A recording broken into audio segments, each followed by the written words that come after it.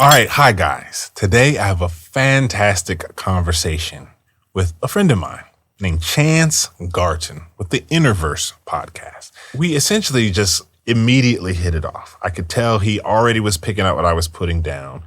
As soon as I screened the first little bit of the Biopsy of a Psyop documentary, Chance came up to me and essentially communicated what an awesome project he thought it was, and we kind of struck it from there and kept going. So this conversation is going to be a bit broad, but it's Chance's introduction to this documentary, as well as just kind of him unloading some of his own personal insights into what we just learned was possible and active and deployed in the Western world, in pretty much the whole world, but in particularly the West today. So without further ado, you guys, let's get going. Here's the conversation with Chance. The one and only 6'7" Chris Crutchfield, ex-Hollywood producer, now turned documentary maker. He's got this incredible project called Biopsy of a Psyop. See. And I have known about it since we were together at the Elementals gathering, where he played a bit of it for his talk, and it totally blew us away. The production quality was through the roof, especially in comparison to most people who talk about conspiracy-related topics. But beyond that, what was so amazing about Chris's work is how his elevated perspective, being so tall both physically and spiritually, I would say, allowed him to create like the grand, the grand unifying theory of conspiracies. And that's what this Biopsy of a Psyopsy is really all about. It brings together all of these compartmentalized aspects of nefarious doings that we can see quite clearly happening in our world. Some of us have known about for a long time, and threads the needle to create one cohesive argument for like why this is happening, what's really going on. And I just loved it, enjoyed rewatching it again last night, and I'm super excited to mix it up with you, Chris. Welcome to the show, dude. Thank you, Chance. Thank you for having me, man. Happy to be here.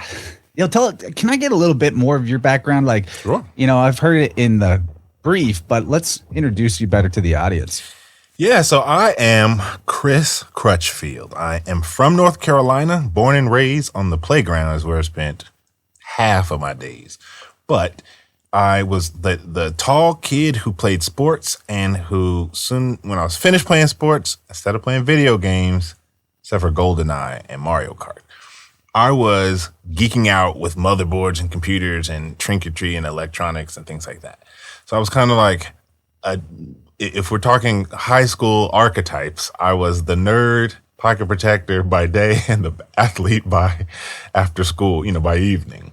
And that love for creativity and technicality took me into an engineering college where I got a bachelor's of science in telecommunications, which then led into some engineering jobs. And then that spun into digital creativity, which gave me the confidence to start my own business, making videos, producing, editing, directing for film and television. That gave me the confidence to hop on a one-way car ride to Los Angeles, where I spent from 2010 to 2020 working in the film industry, working in the entertainment industry in Los Angeles, and developing all kinds of perspectives and understandings about how that really works. But at the same time, it helped me kind of like, I was gone from home for the first time. It was me defining who I am and what I care about. And that all came to I won't say a grinding halt. I definitely took the burner from max to simmer about 10 years ago, 11 years ago now, when I began to learn how the industry that I worked in really worked and how the brotherhoods and societies and frameworks it was connected to spanned beyond just the entertainment industry, and how it dipped into the religious industries and adjacent industries of politics and the funding source of pharmaceutical. And I got to kind of see all that without really having the details that I know now about why. And the last decade has been spent me learning why, what, when, where, and how. And I'm at the point now where I enjoy communicating and opening the discussion with people such as Chance, as well as, honestly, anybody, strangers and friends alike, because I think everybody kind of gets it. They just don't know that they get it yet. I think you can walk into any bar and be like, hey, is the government corrupt? And they'll be like, I mean, well, you will get more yeses than nos, put it like that. How, to what degree are they corrupt, and how long has it been? And they can't answer any of those questions, but we all have this general baseline of like, I don't think the people in charge really have our best interest at heart. And so this was my attempt at casting a pretty wide net to try and bring some of the more difficult, headier, niche, more conversations into a more mainstream understanding with a lot of glitz and gloss, using the expertise I had gained in Los Angeles for a decade, working for giant brands, big artists, like top songs. I had stuff on the Super Bowl like 13 or 14 years ago.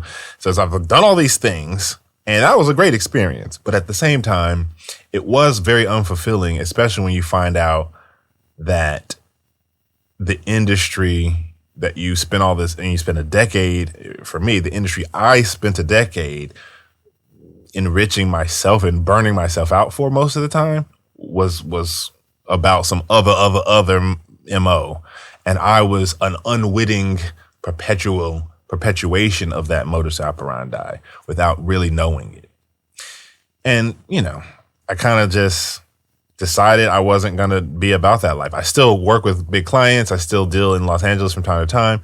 I just spend more of my heart fire and my energy and my direction trying to use what I've learned to actually help and not just sell a product or make a person laugh. Because you can make someone laugh, but if you can make them laugh and teach them something or help them while making them laugh, to me, that helps offset the frivolity or whatever of what I felt the last decade of my life was spent in Los Angeles doing. And I have great friends and experiences. I just wanted more out of life. I wanted more out of my talent. And that brought me to developing this documentary series. And I'm really glad you like it. So there's so many things to discuss, but let's just show the wheel real quick. Yeah, absolutely. I have downloaded it as you generously provided. Mm-hmm. The whole documentary centers, pun intended, on banking. There's this amazing infographic that Chris created that shows these 8 industries: pharma, food, education, entertainment, technology, politics, history, and religion, as the spokes of the wheel that is turning society in this weird satanic direction of the biodigital convergence. And banking sitting right at the center, which, I mean, I can't argue with that. I really can't argue with that. And, we could break down a little bit of the inspiration behind this wheel. Yeah. But I want to give this top-down summary sentence that you said in the documentary, that the whole conversation is really all about how we categorize energy, and that the goal of the Psyop is the total energy manipulation across the whole spectrum. So that's big, so we should unpack that. We should get to the point where we can bring this understanding to the audience that when we talk about banking and the flow of currency, we're in the same kind of physics as when we're talking about sound and light and the energy of your own biology. Mm-hmm. Yep, exactly. So this map, it started as a piece of paper. I wonder if I have the original paper. Oh, here it is. Yeah, I got it right here. See if I can reach it. It started as me doing a live stream. And on the live stream, I'm writing just a little map to say, you guys, the way I see it, it's all this careful matriculation into a new paradigm that's very controlled. And I even oriented on the actual map some of the areas. But the point was that my mind just, I worked in one of these industries. I grew up kind of mixed up in a different industry. My mother and family worked in a different industry. I was interested in this different industry. I've later come to learn some research about these other industries. And as far as I can tell, people don't seem... Uh-oh, are you there? But to talk about this energy question, I thought that was a really cool unifying thread, the total spectrum domination of energy, and how that weaves through the entire documentary. Absolutely. And so the thing, again, the documentary started off as this little sketch. And to be honest, it's like looking back on it, I can tell how this was meant to be from a creative standpoint. I don't know if you've ever dealt with this, where you have this grand plan, you spend all this time producing something, and then the reception or the kind of like the numbers or whatever is like, eh. But then in other projects, you just kind of like fart out an idea and you're like, I don't know if people will really like this. And you put it out and it just does all these numbers and you're like, whoa, this is, I've had that happen professionally and non-professionally. So many times.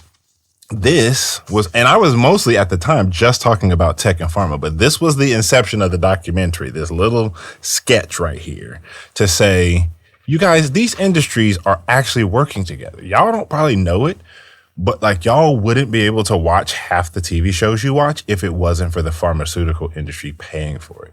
And the networks know that, and the producers know that, and the showrunners know that, and maybe not the actors, but basically everybody else in the chain. And so if you were ever going to think that this show was going to do anything other than promote the very thing that it's being paid to be created for, you know, that just simply doesn't compute. So it was my way to say, y'all love entertainment, and I worked in that industry enough to know y'all don't really know how this really works. Let me show you. So I said, I've used this a couple times in 2 or 3 different live streams. Let me just hop on my iPad and draw it and do a nicer version of it so I can reference something nice. And so I drew the first little core and I said, you know what? How about I put that? And how about I like to make it symmetrical? And then I finished that little inner part. And I just remember thinking, you know, what would be cool is if you just like zoomed it out and you kind of did those infinity thing where you kind of just are talking. And so I just started drawing. It was just an idea. I had not planned it. None of this was outlined. I didn't like sit down and really put any sort of thought into it other than I started sketching the tech section. And then I started going, okay, I know what I would put there, but then, I could put that there. Okay, this clearly matters. So it was about a week of me sitting and pulling what I knew and creating it in real time. There were no sketches. What you see is the first and only draft. And I mean, I erased and redrew it a lot, but it was really just that. And then it became, this was Confluence, not this past Confluence. Crashed again. Oh no, he put it back out. It didn't crash. That's on your end. It was Confluence, not this past Confluence, but the Confluence 2025. And I showed a few people this map. And I had just finished it. We're talking like sketching it on the trip on the way, like putting the last little finishing touches on the way there. And what I found was that once I went to go talking about it, it was just coming out of me so natural because it was a teaching tool, but I just couldn't. It was always hard to wrap it all into one succinct thing if I wasn't already talking about it. You know what I mean? So what it became for me was the perfect teaching tool to be able to launch from, because at this point, up to now in my podcast trajectory, I was always essentially looking for who I was. Like, what is my niche? What do I talk about? I started running my mouth about COVID and the injectables, and then that got a lot of eyes and attention. And then I transitioned to the mass and the technology of it all, and that got even more attention. And then I said, well, hold on now. I don't necessarily want to be a medical commentator, but I'm kind of turning into a medical commentator. Let me go back to medical school essentially and learn how all this technology works. And these new, you know, what was on everybody's discussion 2020, 2021, and 2022. And it was after about 2022 and leading into 2023 when I realized, you guys, everything is tech. It's tech. Jeff Bezos, Elon Musk, Bill Gates. That's the only people. Those are the only juggernauts people are really talking about in the social space. It's tech oligarchs, even Richard Branson and people like that. And I realized the solution is mRNA tech. The reaction is a tech managed digital center for digital disinformation or whatever. And so the problem, it didn't make sense to me that if the reaction and solution were tech oriented, tech centric, that the problem wasn't also tech centric. That's all I had going into it. And then when I had what was my biggest video ever to this date go viral back in I've had plenty go viral, but the biggest one, I got my second fact check article, and I started doing digging on who bothered caring about my opinion that hard. You know what I'm saying? And then I found out, it was a former CIA officer who like went to go be a journalist, which to me, I was smart enough to be like, okay, so I'm hovering over the mark because they put their anti-spook, their spook eraser glue on top of my conversation 5 years ago. And I just remember being like, all right, now I know what to look for. And this last 5 years has really catapulted why I've had to kind of bring it all to this colorful lollipop of a conversation, because it is technical. Some people are just not technical. And I've had to understand those people deserve a chance, and I don't need to mock them. I just need to help them. And the more I got to seeing where the average psyche could handle, especially as videos got shorter and Instagram stopped pushing anything above 3 minutes and everything's about reels and shorts, it became clear, okay, I'm going to have to like get real. I have to just really amp up look at me guys, look over here, just to get anybody to like, wait, what? Just to look. Then you can tell them something. But you better not be too serious, or they're like, bro, whatever. And then they just keep on. So this was honestly just my attempt to help. It's like my creative offering to say, maybe this will help. I don't know. It's a maybe this will help type thing. But it became important to me to articulate it in a way that could have legacy and that people could reference, and that if you heard me today or a year from today, you could be on the same page as everybody else. So that's why I decided to build it into a conversation documentary series beyond just a map that I put out. I mean, the map is available, but the map is very artistically inspired, and it, generally speaking, has a lot of terms that most people aren't familiar with. Yeah. And for people who have not seen any of this documentary, I'm going to bring this image back up. I know it's a lot. In the documentary, Chris does a lot of like zooming in and spinning the wheel so you can read everything perfectly. So for now, unless your eyes just feel like wandering, focus on the middle, people watching. And what this really is about, the biopsy of a psyopsy, is the biodigital convergence, and how all of these 8 sectors of industry, education, entertainment, technology, politics, history, religion, pharma, and food, are all spokes in the wheel that are turning this engine of society towards this biodigital convergence. And so they're all mutually doing each other's dirty work, you could say. Yep. Like you alluded to it earlier, that the entertainment industry is completely funded by pharma, and then in their commercials, advertisements, and even the propaganda of the programming that they're putting out, especially and most definitely TV.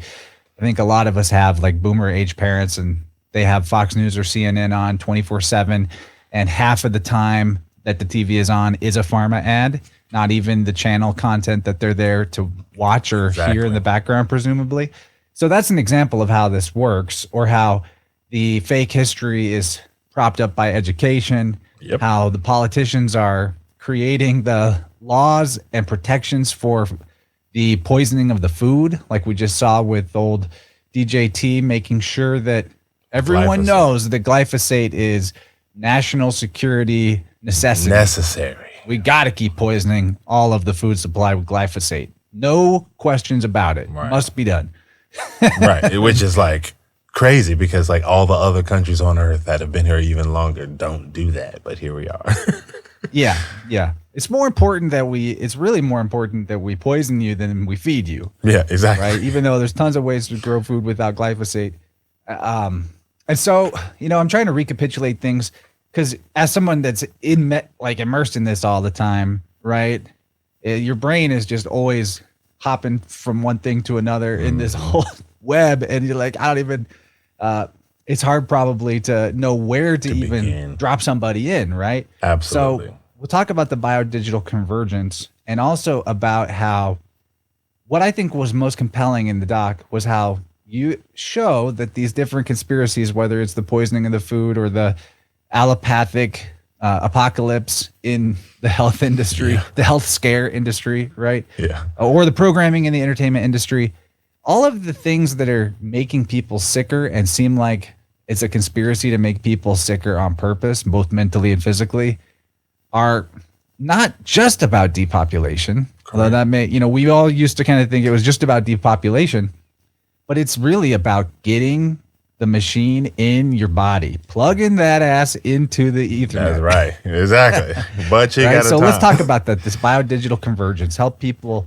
understand what this is. We haven't talked about it on my channel much. I honestly didn't really ever want to, but because you made it such an entertaining circus, I was like, all right, I'm ready. We'll have Chris talk about it for us. Well, yeah, it's one of those things that it never, like that term, biodigital convergence, is not my term. That is a term that the United Nations, World Economic Forum, the IEEE, all these different standards bodies and governing bodies decided to coin this paradigm shift. You've heard Klaus Schwab refer to it as the fourth industrial revolution. Same concept. He said it himself. You are the technology. This fourth industrial revolution, with this technological revolution, but you are the technology moving forward. He put it into prose as opposed to technical jargon. Not that I admire this Klaus Schwab, but this is the name of, it's the simplest way to explain the trajectory of managed eugenics.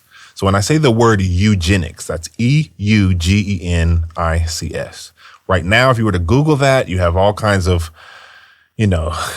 connotation commentary about what you should think about this word and why it was a failed idea and certain people held these ideologies. But the truth is, it was a very popular movement just 50 years ago and 100 years ago. Very famous people of our social history today were very popular eugenicists. It's not a new concept by any means. It's kind of just been hidden and left off the radar. Eugenics is essentially trying to control evolution yourself.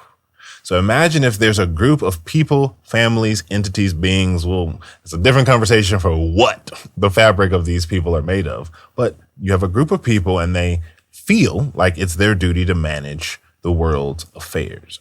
And you can call their bluff, but the irony is that they've kind of been doing that in these series of families for several years, decades, centuries even. And yes, they would be the equivalent of what we call the elite, the 1%. These are all just nicknames that we're giving to this nebulous group of people who, for the most part, stay in the background and off the conversation table so that they can actually manage and move solutions forward in the public space.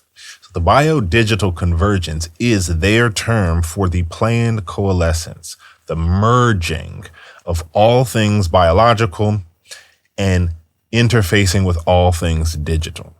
And just as an allegory, it would be like giving every plant, animal, blade of grass, air molecule, and speck of dust flying through the air its own little Wi-Fi chip so that it can connect into the internet. Now, again, that's an allegory. There's no Wi-Fi chips being installed in plants. That's not how it technically works.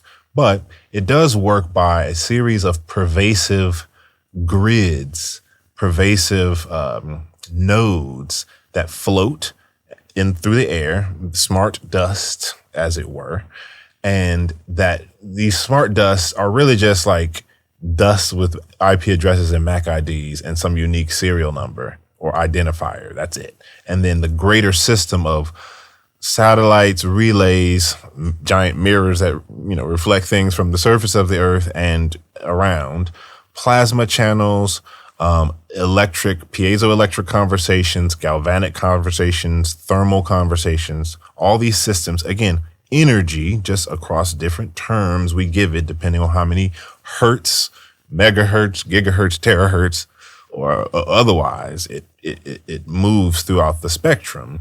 These are all just nomenclature we're applying to different ways to categorize energy. And as Chance mentioned, and the Department of Defense, now the Department of War, full spectrum dominance. That was like a 2002, I think, Army manual, or was it 2004? I forget the specific year. Full spectrum dominance. That's the U.S. Army's stated goal. Not my words, their words.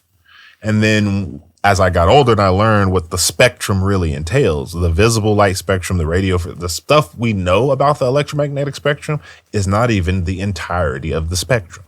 So the long and short of it is the mycelial network in the ground, the bacterial network in both the soil and in your gut, as well as the air network, the molecules of relays, radar, Doppler, radio frequency, microwave frequency, gamma radio, the whole zone of the technologies that we are aware about are all built to stack like a Jenga piece where the bottom middle nugget connects into this one centralized foundational aspect of the internet called the ARPANET that was always built for the very execution that they're pulling right now. So I worded it like that because I don't want people to think that this is some greedy bastards that got into an otherwise altruistic internet created thing and then they just got their grubby little fingers in it because they started a conspiracy. No, it was designed from its inception to be exactly what it is. Nothing is off script or off book. And consumers were allowed to build trinkets on top of this iceberg that was being formed before anybody even knew what the internet was in the 80s. So the biodigital convergence is essentially the fusion of plant life, animal life, human life into the digital domain, with blockchain being kind of this foundational API that kind of translates between the two.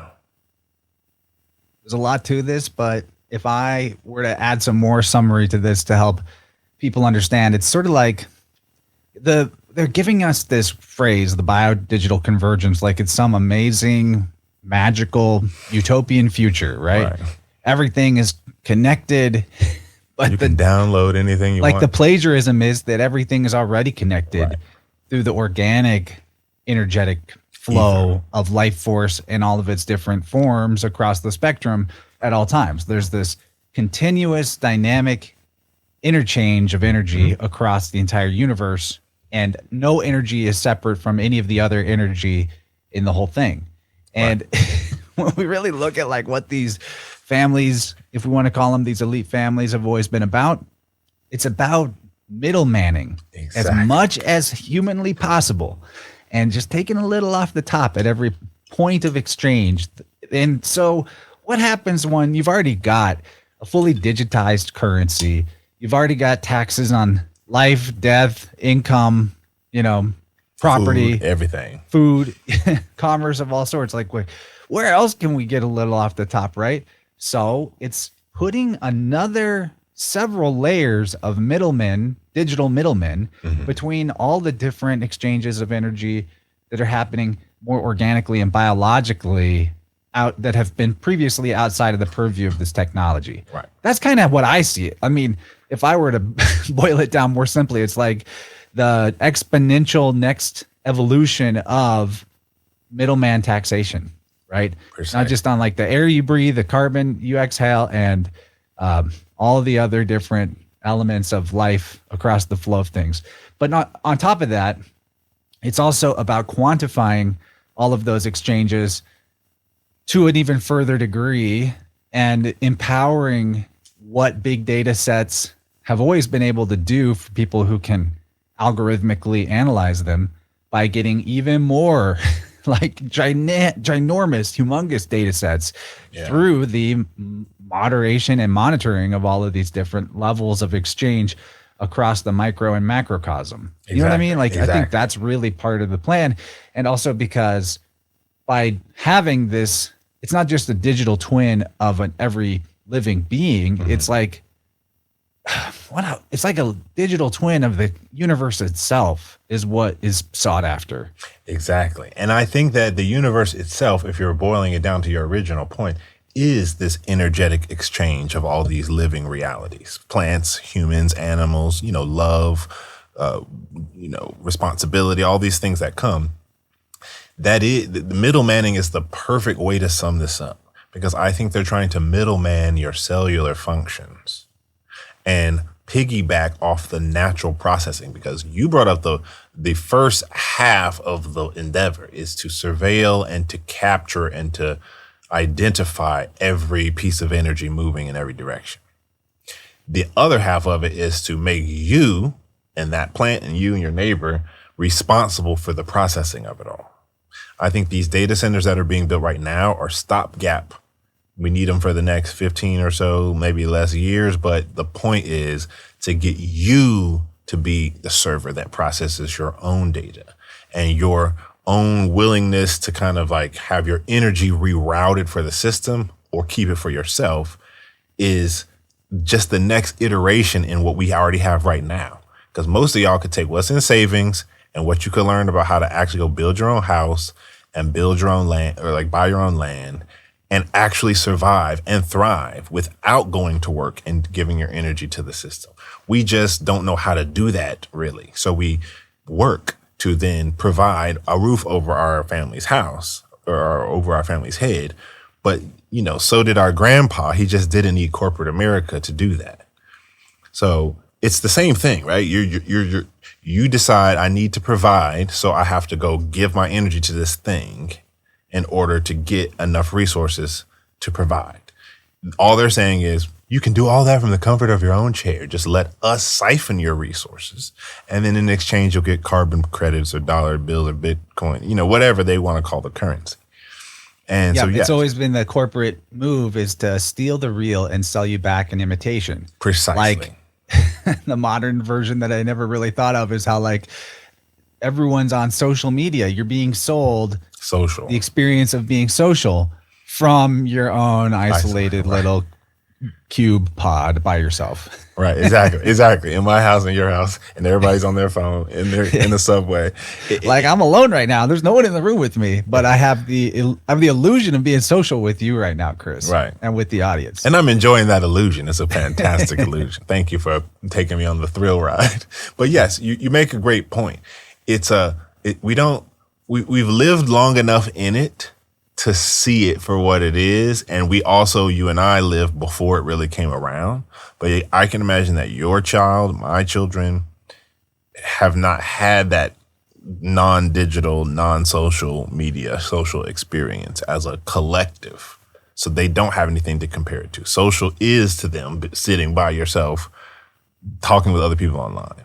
And I don't think I'm wondering though about my daughter, right? She's almost 2, will be 2 soon, and is a digital native, as they call them, but also has had zero medical intervention of any kind put on her. Right. Nothing, no pharmacology whatsoever, never seen a doctor. So like, what, what's that combo like, you know? That's a great question. That's a whole new category that hasn't really been created yet. Mine too.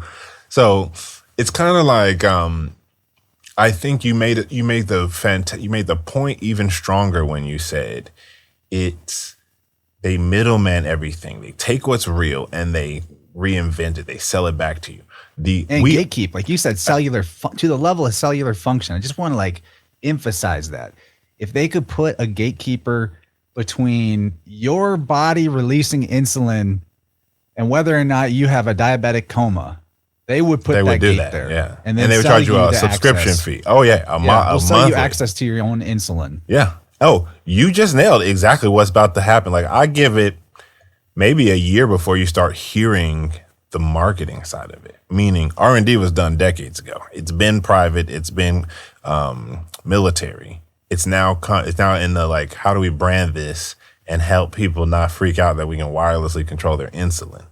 It's in right, and they'll sell trials. it like we're just helping you with a problem that you just happen to get because of genetics. Because of genetics, like, exactly. They'll blame it on something, but really it's a problem caused by all of these other factors, mostly the poison. Exactly, precisely. And even if it's not a direct injury, it's still your mom saw the commercials for Kool-Aid and Weilers when you were a kid, and nobody told about Red 40, Yellow 5, and the rest. And so here we are. You know what I'm saying? It's still bad.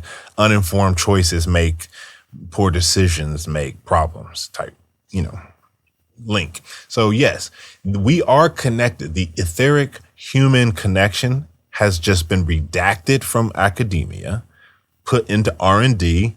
A middleman platform was created. And now that we're 100 years removed from its original redaction, they're fine talking about the biofield and the human electromagnetic field and frequency devices and electronic devices to help mitigate health and pain, because we're kind of through with the chemical, petrochemical derivative era, and it's got enough bad press at this point, especially since this pandemic, to, forego any sort of further trust in that system now that this new biotech platform is now kind of primed and ready to go. And we've got a couple billion people with some biotech going on. It's just, it very much is about decoupling electric fields from your body and putting an intermediate relay there, enzyme wise, and having your DNA instruct your body to keep doing that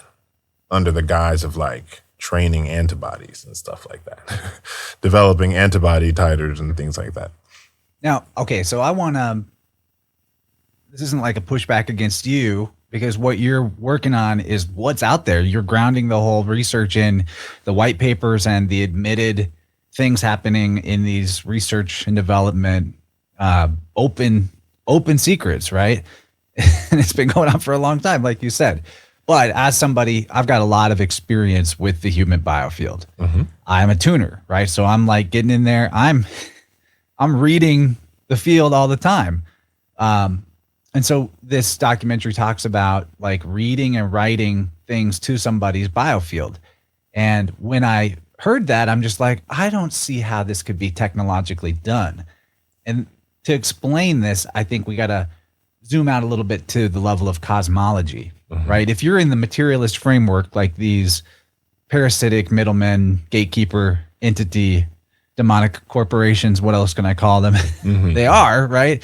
The age of quantifying everything and reducing it all to numbers. Then, of course, it makes perfect sense. Well, yeah, it's just another thing that we can quantify and get in front of and manipulate, mm-hmm. right? But if you zoom back out to like I said, to the level of cosmology, to the old Hermetic principle, all is mind, reality is mental. Mm-hmm.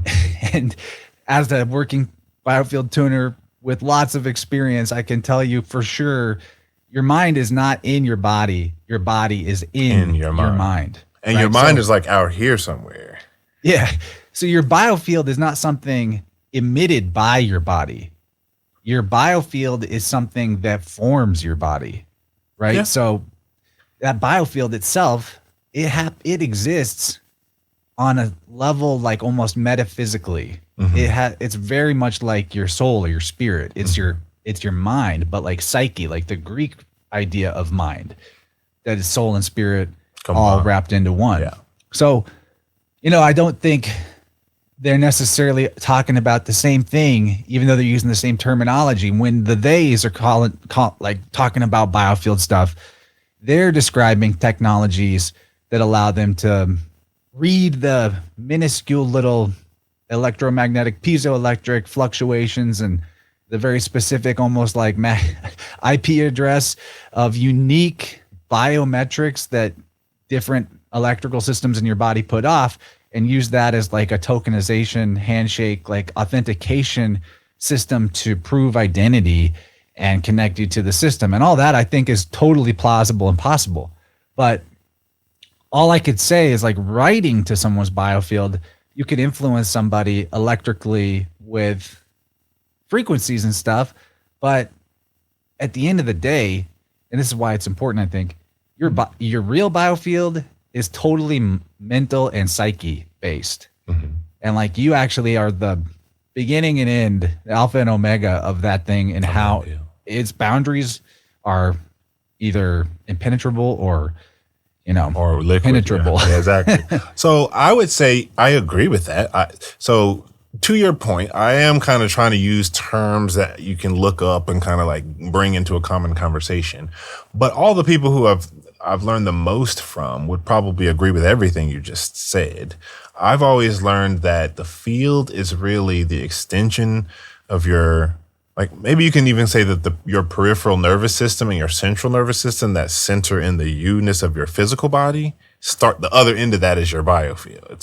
So you can word it like it's the extension of your peripheral nervous system if you're looking at it from one direction, but from the other direction, like you just explained, your CNS and your core is the extension, the culmination of your field. Your mind being there's like it's a physicality, like a body part, and that's what these white papers and R&Ds are targeting and they're thinking about. Correct. But the important distinction here is that I don't believe you can, like you just said, nor do I believe that they're trying to write to your field. What they're using the biofield for is the antenna, the in and out. So if in the basic computing telemetry, take a basic computer, just like an old PC, you have your central processing unit, you have your graphics processing unit, you have your motherboard, North Bridge, and the whole like circuitry that connects it all. You have your RAM that stores everything for fast use. You have your hard drive for long-term storage. And then you have your networking so that stuff can get in and out. But the networking card itself doesn't process anything. It doesn't store the information. It's just the input-output. The biofield is just the I/O. The digital twin is what they're writing to. And this pervasive entrainment, almost like the 2 wine glasses experiment from middle school or whatever. You put the 2 glasses of water, you take a wine glass, 2 wine glasses of the identical same design, put water in them both, dip your finger in one of them and run it around the rim of the glass, and the other wine glass will start humming without you ever touching it. It's a very simple experiment. I've never seen this. Yeah, go to your china cabinet, grab 2 champagne glasses. The wider ones are better. You get your finger a little wet. If you're fresh out the bathtub, it's even easier because it's like super rigid. But then you dip your finger in the water, you rub it around a wine glass, and it'll kind of go, it'll create this resonant tone. And then that's just with one glass. Now, because the second glass is the exact same glass composition, relatively speaking, the exact same amount of water, and you're in the same physical environment, simply rubbing your finger on one glass makes the second glass start to make noise if you don't touch it at all. It's kind of like etheric entrainment, but this isn't really... How far away can you be in the room? If you have a big enough glass, you can do it for forever, but it's usually you put them like a foot or so away on a table. That's what we did when we were kids. And the point is, it's emitting this vibration, but because the second thing is so identical in composition, it just starts going like, okay, I guess we're vibrating, and you don't have to touch it at all. So if you can imagine in this analogy, the digitwin is what they try to write to, because the digitwin is an in silico copy of the idea of you. It's like a genetic expression on a, emulation of human neurons of you. Well, they might even have your placenta on file too, which is literally your physical twin, identical genetic DNA material, if that's real. But it's your body stuff, right? And because I caught what you were saying too about we have a lot of mutual friends who would turn their nose up at the idea of DNA. But I always try to remind people. I'm not sold. Well, I'm sold to the degree that the A in DNA is what? Acid. That's right. And acid is generally solid, liquid, or gas.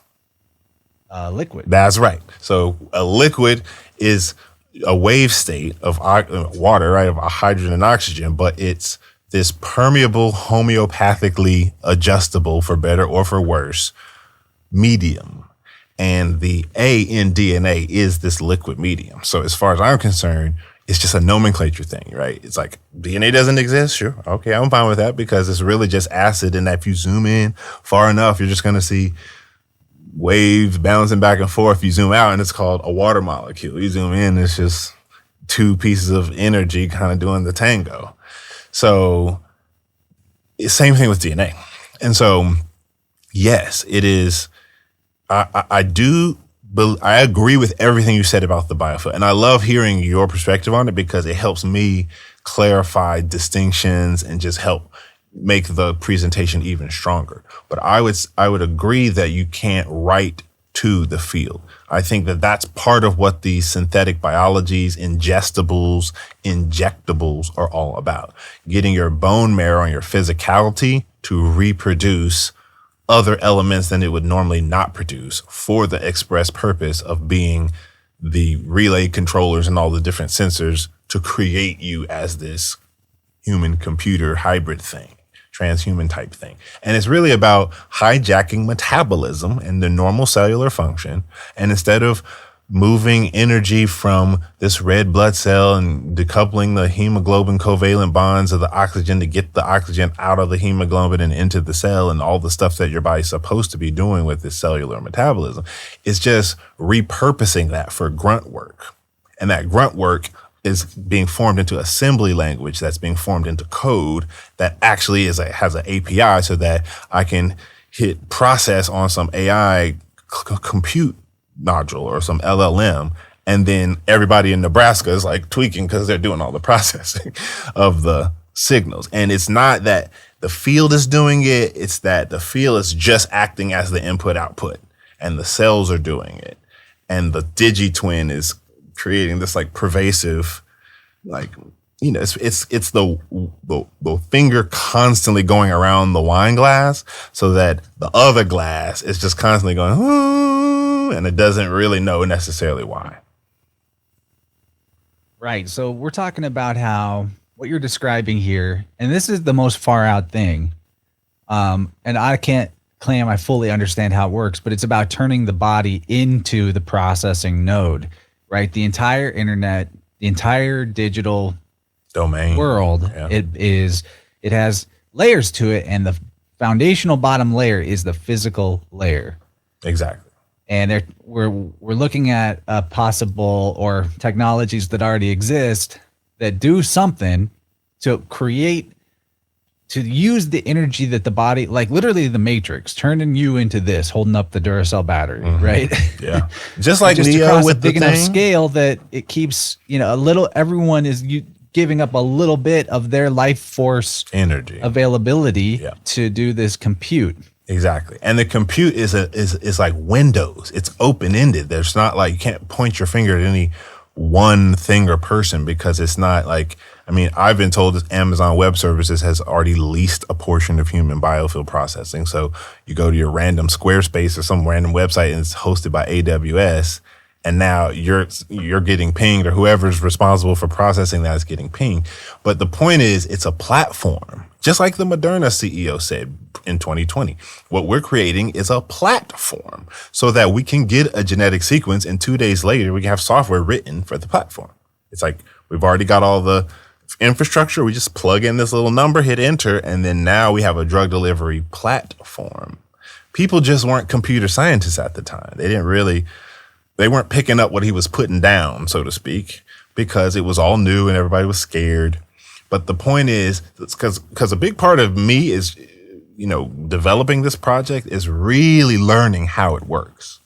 Mm-hmm. So you have said everything you said, I fully agree with. I don't think you can write to someone's scale. I think they want to think that they can. And I think that conditioning and inception is their stopgap way to write to your field, where they keep writing, they keep putting dreams in your head to the point where you think it's your idea. And so they've written something into your psyche, but not really. You see what I'm saying? When you have a whole culture where most people think that my internal state is governed by what happens to me from the outside, like, oh, this good thing happened today, so I guess I'm happy, right? Like, we have most people live in that way where their outer world governs their inner world. They've been entrained to that, right? Not understanding that it's actually the other way around unless you give up the sovereignty. Exactly. You can let it be, right? Right. I mean, my wife was telling me about the epiphany from parenting that I think is so lost on a lot of the older generations, especially. Like, you know, your kid might not be being the nicest to you. And you're like, my feelings are hurt because you aren't showing me love. Right. Yeah. But as the parent, you're the one who has to set the tone. Like, It doesn't matter what you're doing. I love you. Right. I'm setting the tone of what's going on here, even if I have to be a little tough about it. But I want to get technical for a second without going too far, because I found receipts on everything you're talking about. This replacing the cables in the OSI physical layer with the human body. It's like, you explain this in your documentary, and you list a bunch of the different types of network frequency bandwidths that are able to potentially map onto this. But what we're talking about is called 802.15.6, the Wireless Body Area Network Standard. This is released in February 2012, and it describes using the living human body itself as the transmission medium via capacitive or galvanic coupling. And this concept actually goes back even further.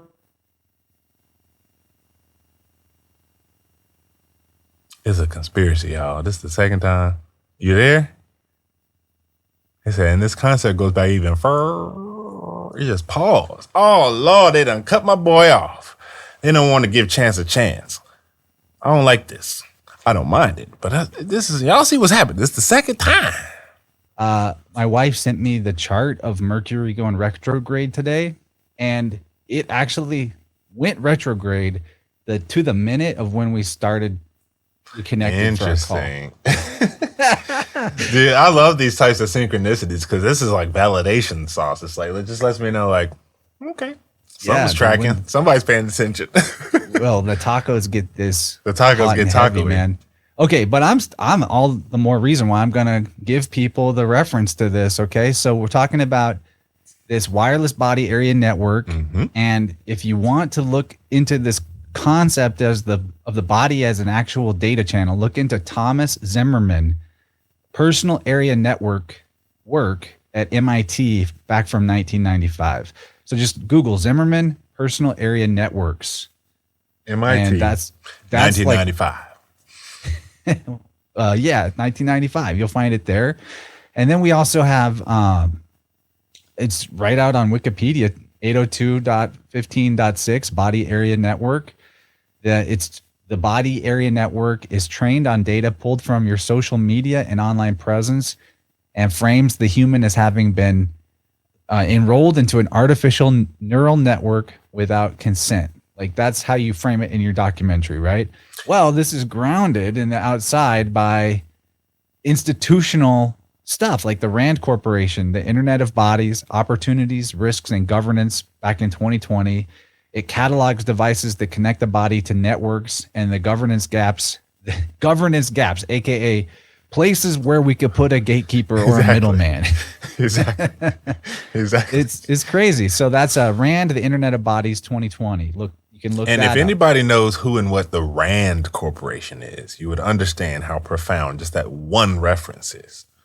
Rand is like Boeing, Raytheon, and Lockheed Martin's older cousin. You know, it's like the deep defense contract. Exactly. They roll deep. They roll so deep you don't even hear about them half the time.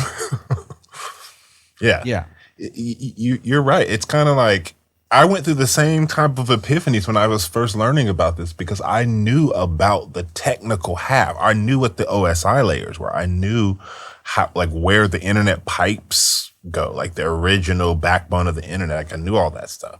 I just had no clue about the biofield or about any sort of, I didn't really think about the human body as an electrical conduit. I remember looking up, I had learned about MK Ultra and ritual SRA and kind of trauma-based mind control. And for some reason, I was doing something where I needed to look up. It's like, I didn't even need to look it up. I already knew what the definition of a computer daemon is. DAEMON. I just needed to reference it for some graphics. So I just went to Wikipedia, typed in computer daemon, and it has like a whole entry, daemon, parentheses, computing.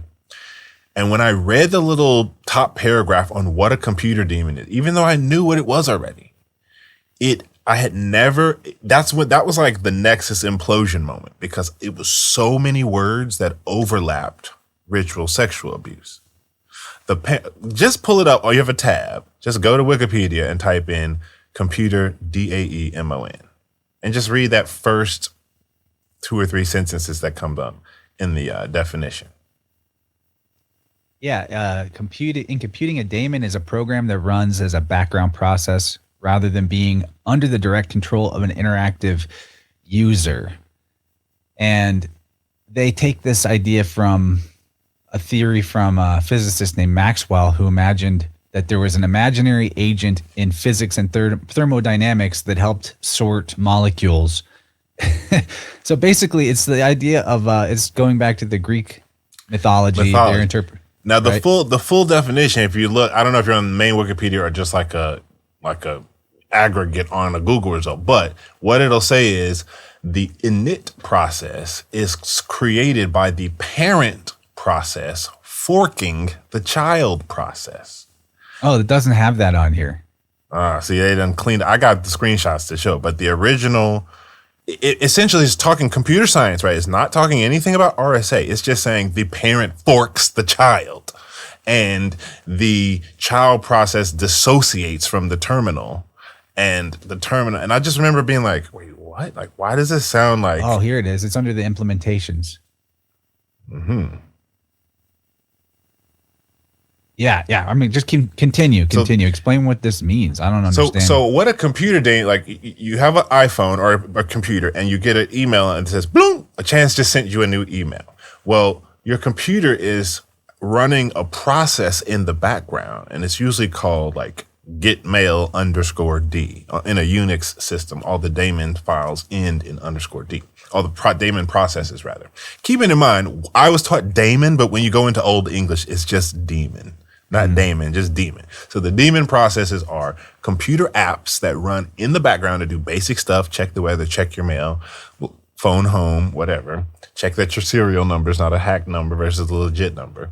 And then not show that they were ever running. That's the whole concept of a daemon in a computing sense, is that it's doing all this in the background and you have no clue that it's happening because it's blinded to the terminal or to the user.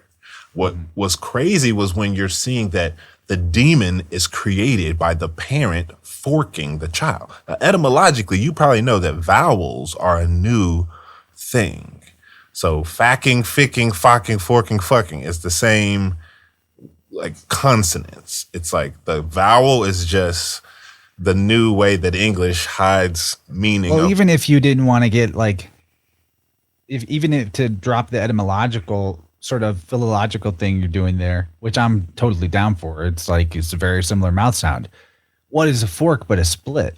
Right. We're talking about a schism. We're talking about this is what disassociative states are, is where your psyche splits. Right. And now one part of your mind is holding some part of you and another part of your mind is holding another part of you. And this is even something that happens on the biofield level. This is when I do tunings for people, it's about helping them find where they have this forking. I'm using a fork, ironically, to find where they have forks or compartmentalized life force that's separate from the rest of their flow of their energy. And sometimes, not all the time, but every once in a while, that compartmentalized life force energy is literally so much and is from a time in their childhood where they had some very extreme trauma that it's the only way we can deal with it. We can't deal with it just by like holding the vibration of a fork in that spot and letting them feel what it feels like and release it. Most of the time that works, but sometimes we get some situation where it's like, I have to get them to visualize themselves at that age. They have to interact in their mind with this 5-year-old or 8-year-old version of themselves. They have to basically convince it to come back. They have to have a talk with it. Like they have to see it eye to eye in their mind's eye. I mean, this is not just some sort of exercise we're doing, verbal exercise. This is like they're literally having to talk to a part of themselves that got so separated that it's its own thing now. Yeah. This is not a joke. So like what you're talking about, forking, I'm just thinking about like splitting, dissociative division. I mean, even the sexual reference itself is basically mitosis is about division. Yeah, something's getting divided. We're uniting, but while someone's getting divided. But you're right. So what I learned etymologically is that phonics, the sound, when I say t, b, k, s, p, like all those have energetic shapes cymatically. And all the old languages were built on just taking the actual energy you're saying when you say a word and making that functionally equivalent to what the function of what you're trying to do. So English is this new thing where it's like we have homonyms. You can say sun and sun and mean two different things, red, red, and red, and you mean three different things with the same phonics, the same physical sounds. And what I learned is that English is hiding some of the older rules. Like it's essentially, deceiving you in real time, having you say and mean things cymatically in the world that you don't necessarily associate with the definition of what you're saying. And forking is a good example of that, because when you're talking in computer terms, a parent process is just a primary process that ends up dissociating the terminal and the user into this separate process called a daemon. And I just remember being like, why does this overlap across human psychology so one-to-one? Like, this is supposed to be computer stuff. Why could you walk into some like SRA counselor's office and essentially have the same conversation and they're not into computers? Yeah, that's what's so wild about it is like you're saying this process forks and the thing that splits off is the demon. Yeah. And this is what happens in people's battlefield. Exactly. This stuck energy with their own consciousness and life force that's now in its own little bubble, its own thing. But because it's so deficient and incomplete in itself, it can often act very demonically. Right. And I think a lot of what people think they have, demonic attachments or demonic possession or whatever, I think a lot of times it's their own, if not all the time, it's their own life force energy divided inside itself and creating like an alter ego there that's like got some bad influence on you because it's messed up. And it's got some trauma it's dealing with that maybe it absorbed so you didn't have to deal with. Because that's what I always learned. It happens for a good reason. Yeah, exactly. Yeah. It's a function of survival. It's just unprocessed. It becomes this other monster. And so become it so that it can handle its process invisibly in the background. Exactly. Just like in the computer. So it was all these several conversations where I finally was like, hold on, you guys. If a computer is just energy running through silicon, carbon, nitrogen wafers, that instructions are derived through programming conversations, then what's different about a human body? Just an ancient set of programming conversations. And when you put food or fuel, it converts it to energy, or breath, oxygen, like literally all these different forms of energy. And we take information, we filter it, and we process it. It started to basically get me as a computer kid to realize, holy smokes, I think that they reverse engineered the human body and built a computer to work just like it. That was where my mind was at first. That's it, dude. It's all technology is a plagiarization of nature. Exactly. And then 100%. we get it backwards. A lot of people are, and they're like, it's a simulation because they see how similar it is. Their body and mind work to a computer, and they're like, "Oh wow, we're just like computers." No, bro, computers are like just like you. us, right? Exactly. Even a lot of, again, back to biofield tuning, I see it all the freaking time. Even a lot of the issues with people's physiology, how their body is handled and stuff, in a way that is below its potential threshold. It comes back to these type of beliefs that they've held on in their subconscious, and they're very if-then conditional statements, and that's how computing. It's all if-then statements. Yeah, exactly. So you're like, all my synapses are firing at all cylinders because I'm kind of going, you get it. Yes, exactly. We are this computer. So imagine if the marketing has just been all about inverting it, saying computers are better, saying we're faster and better when we have them in or on or part of our lives. It was just a personal computer. Now it's an iPad, a phone, a business phone, a watch, maybe an Oura Ring, maybe some Ray-Ban Meta glasses. It's like 7-8 different things hanging off your body that all have the ability to connect to the internet. And what I realized is that, so you're talking about 802.11.6.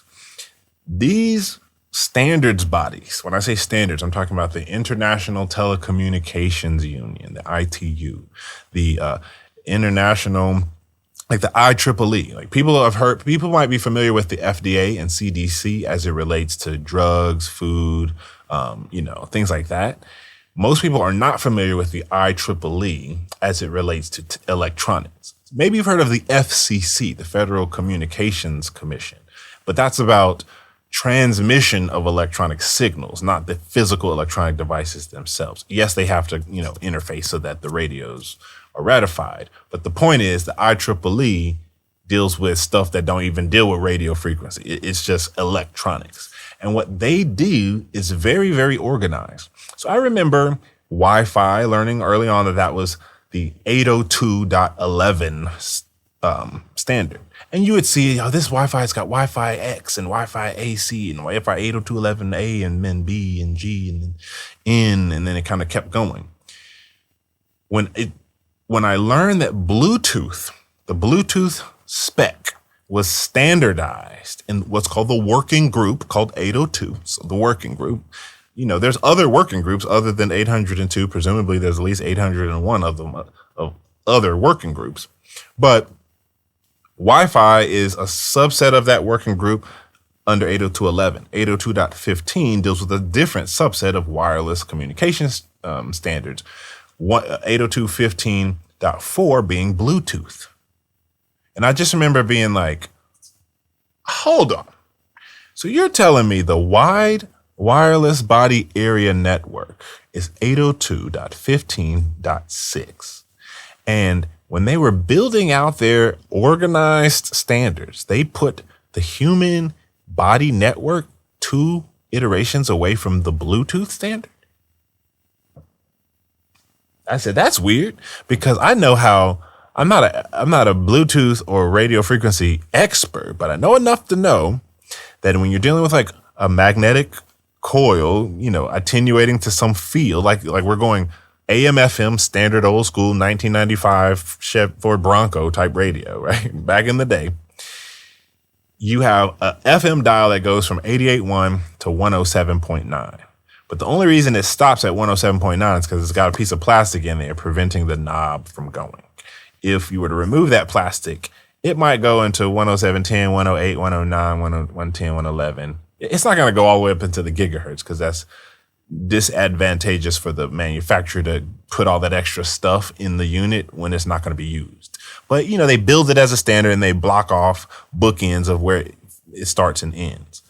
And what I realized is that they must have had the entire plan to use Bluetooth as an entry or a sidecar technology because they standardized it so close to the human field. It's almost like Wi-Fi and Bluetooth are further away in the spec than Bluetooth and the human field. You see what I'm saying?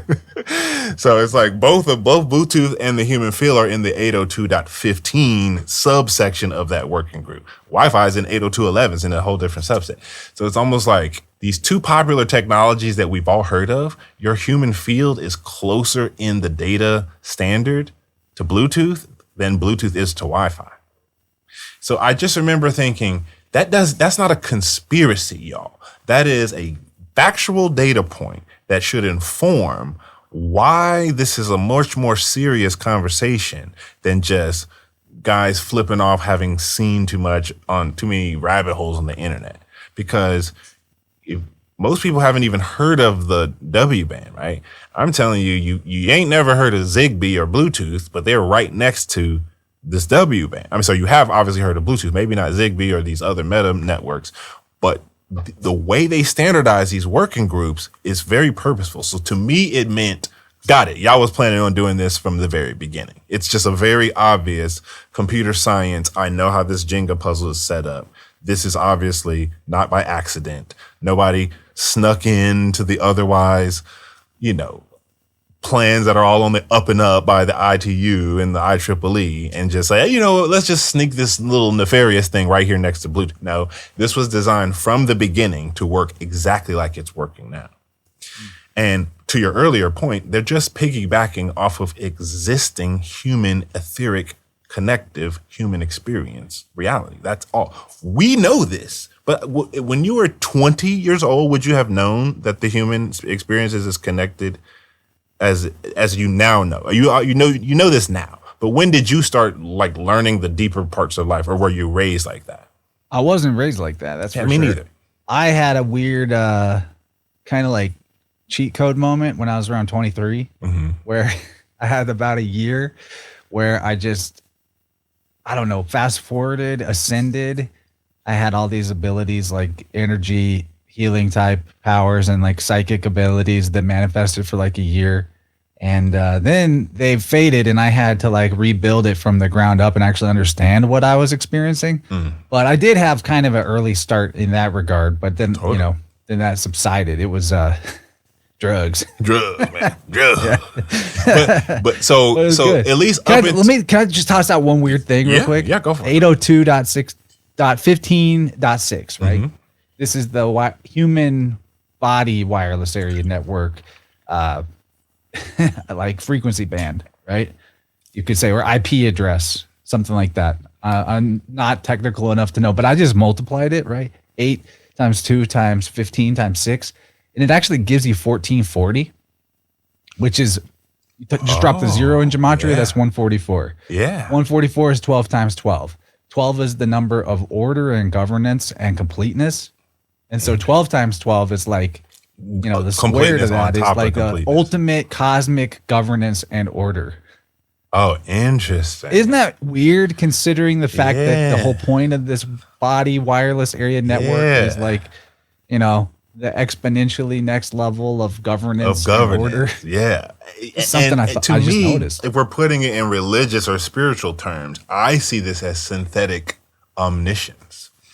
I think God, source, the creator, I don't try to get into the names, but I think that we are connected to the divine, and that love and beauty and compassion, all these and gratitude come as a result of that.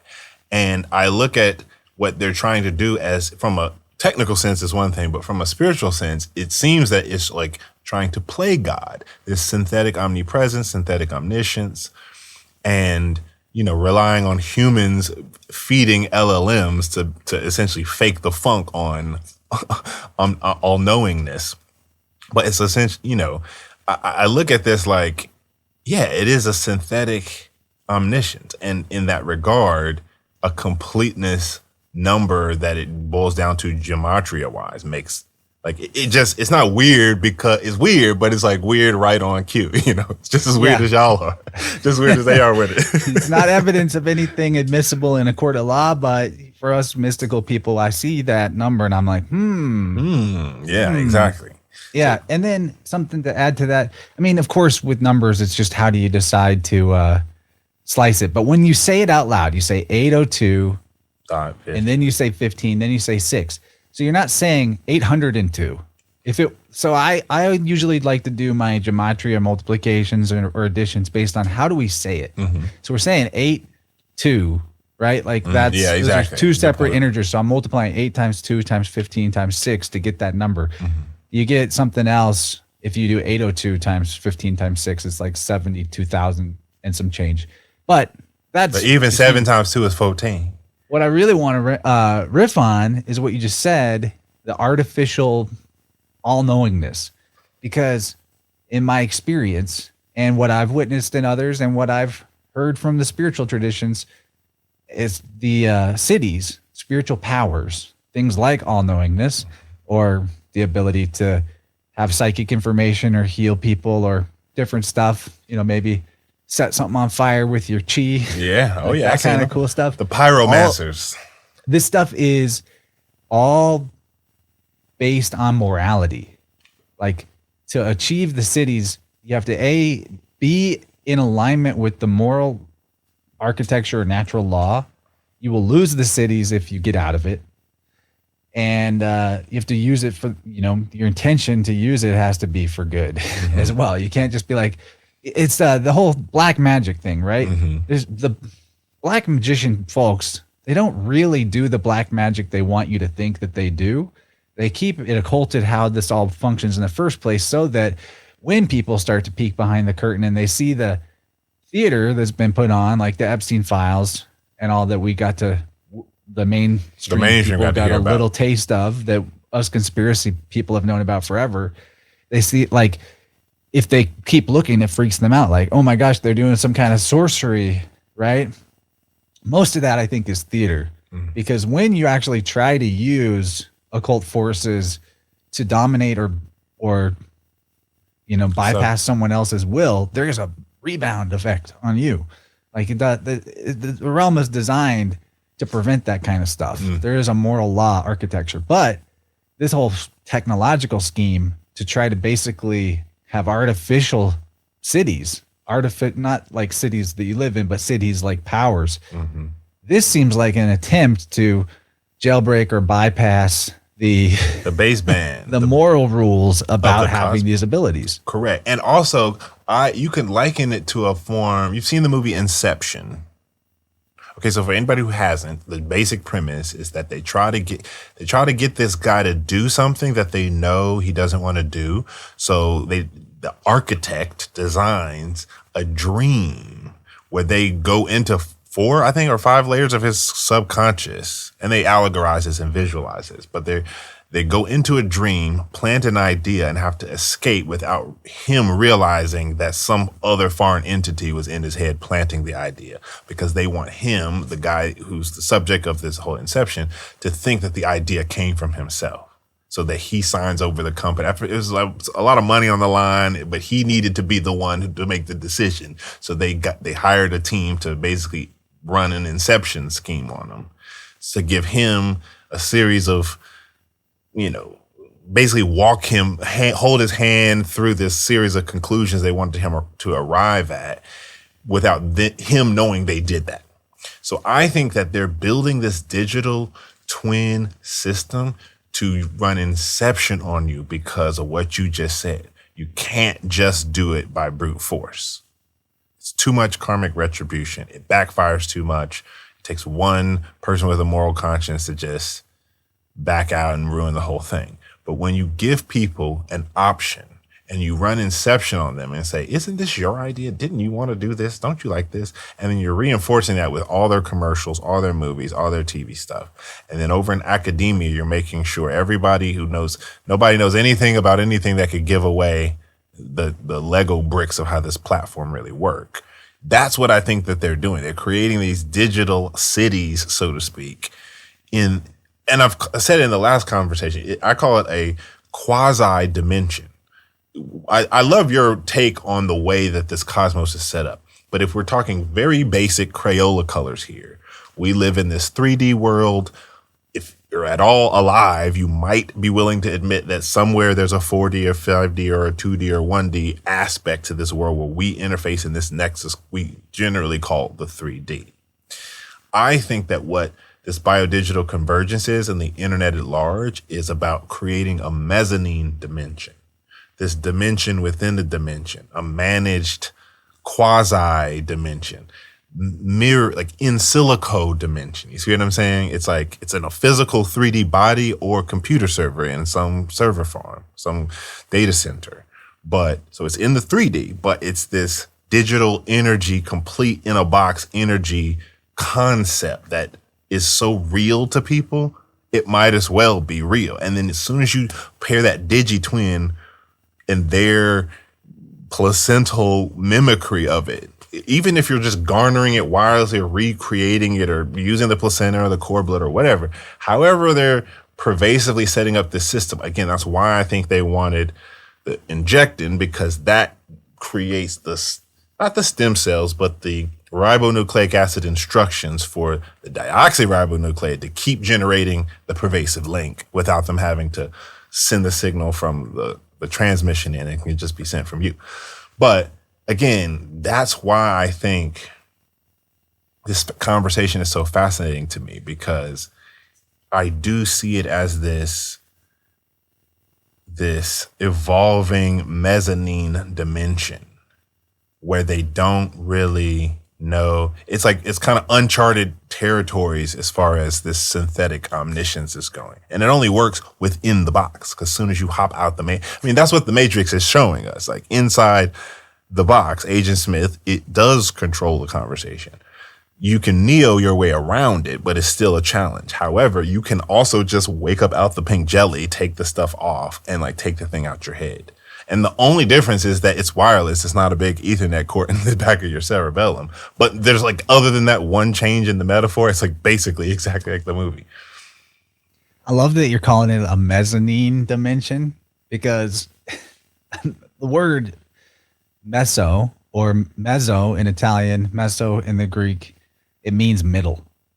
Oh. So Because that's what a mezzanine is. It's like Exactly. a floor between the floors. Between the floors. Right? So you're literally talking about a middleman universe. Yeah, exactly. Exactly. It's the middleverse. The middleverse. We're making an entire universe of middlemen. Yeah, the right? middleverse. And I think to riff on what you just said, because it's something I've been thinking since before we got on, and I've thought this before in regards to this topic, but your documentary really added a lot of fuel to this epiphany, which is that people tend to create the life for themselves, a reality for themselves around their beliefs.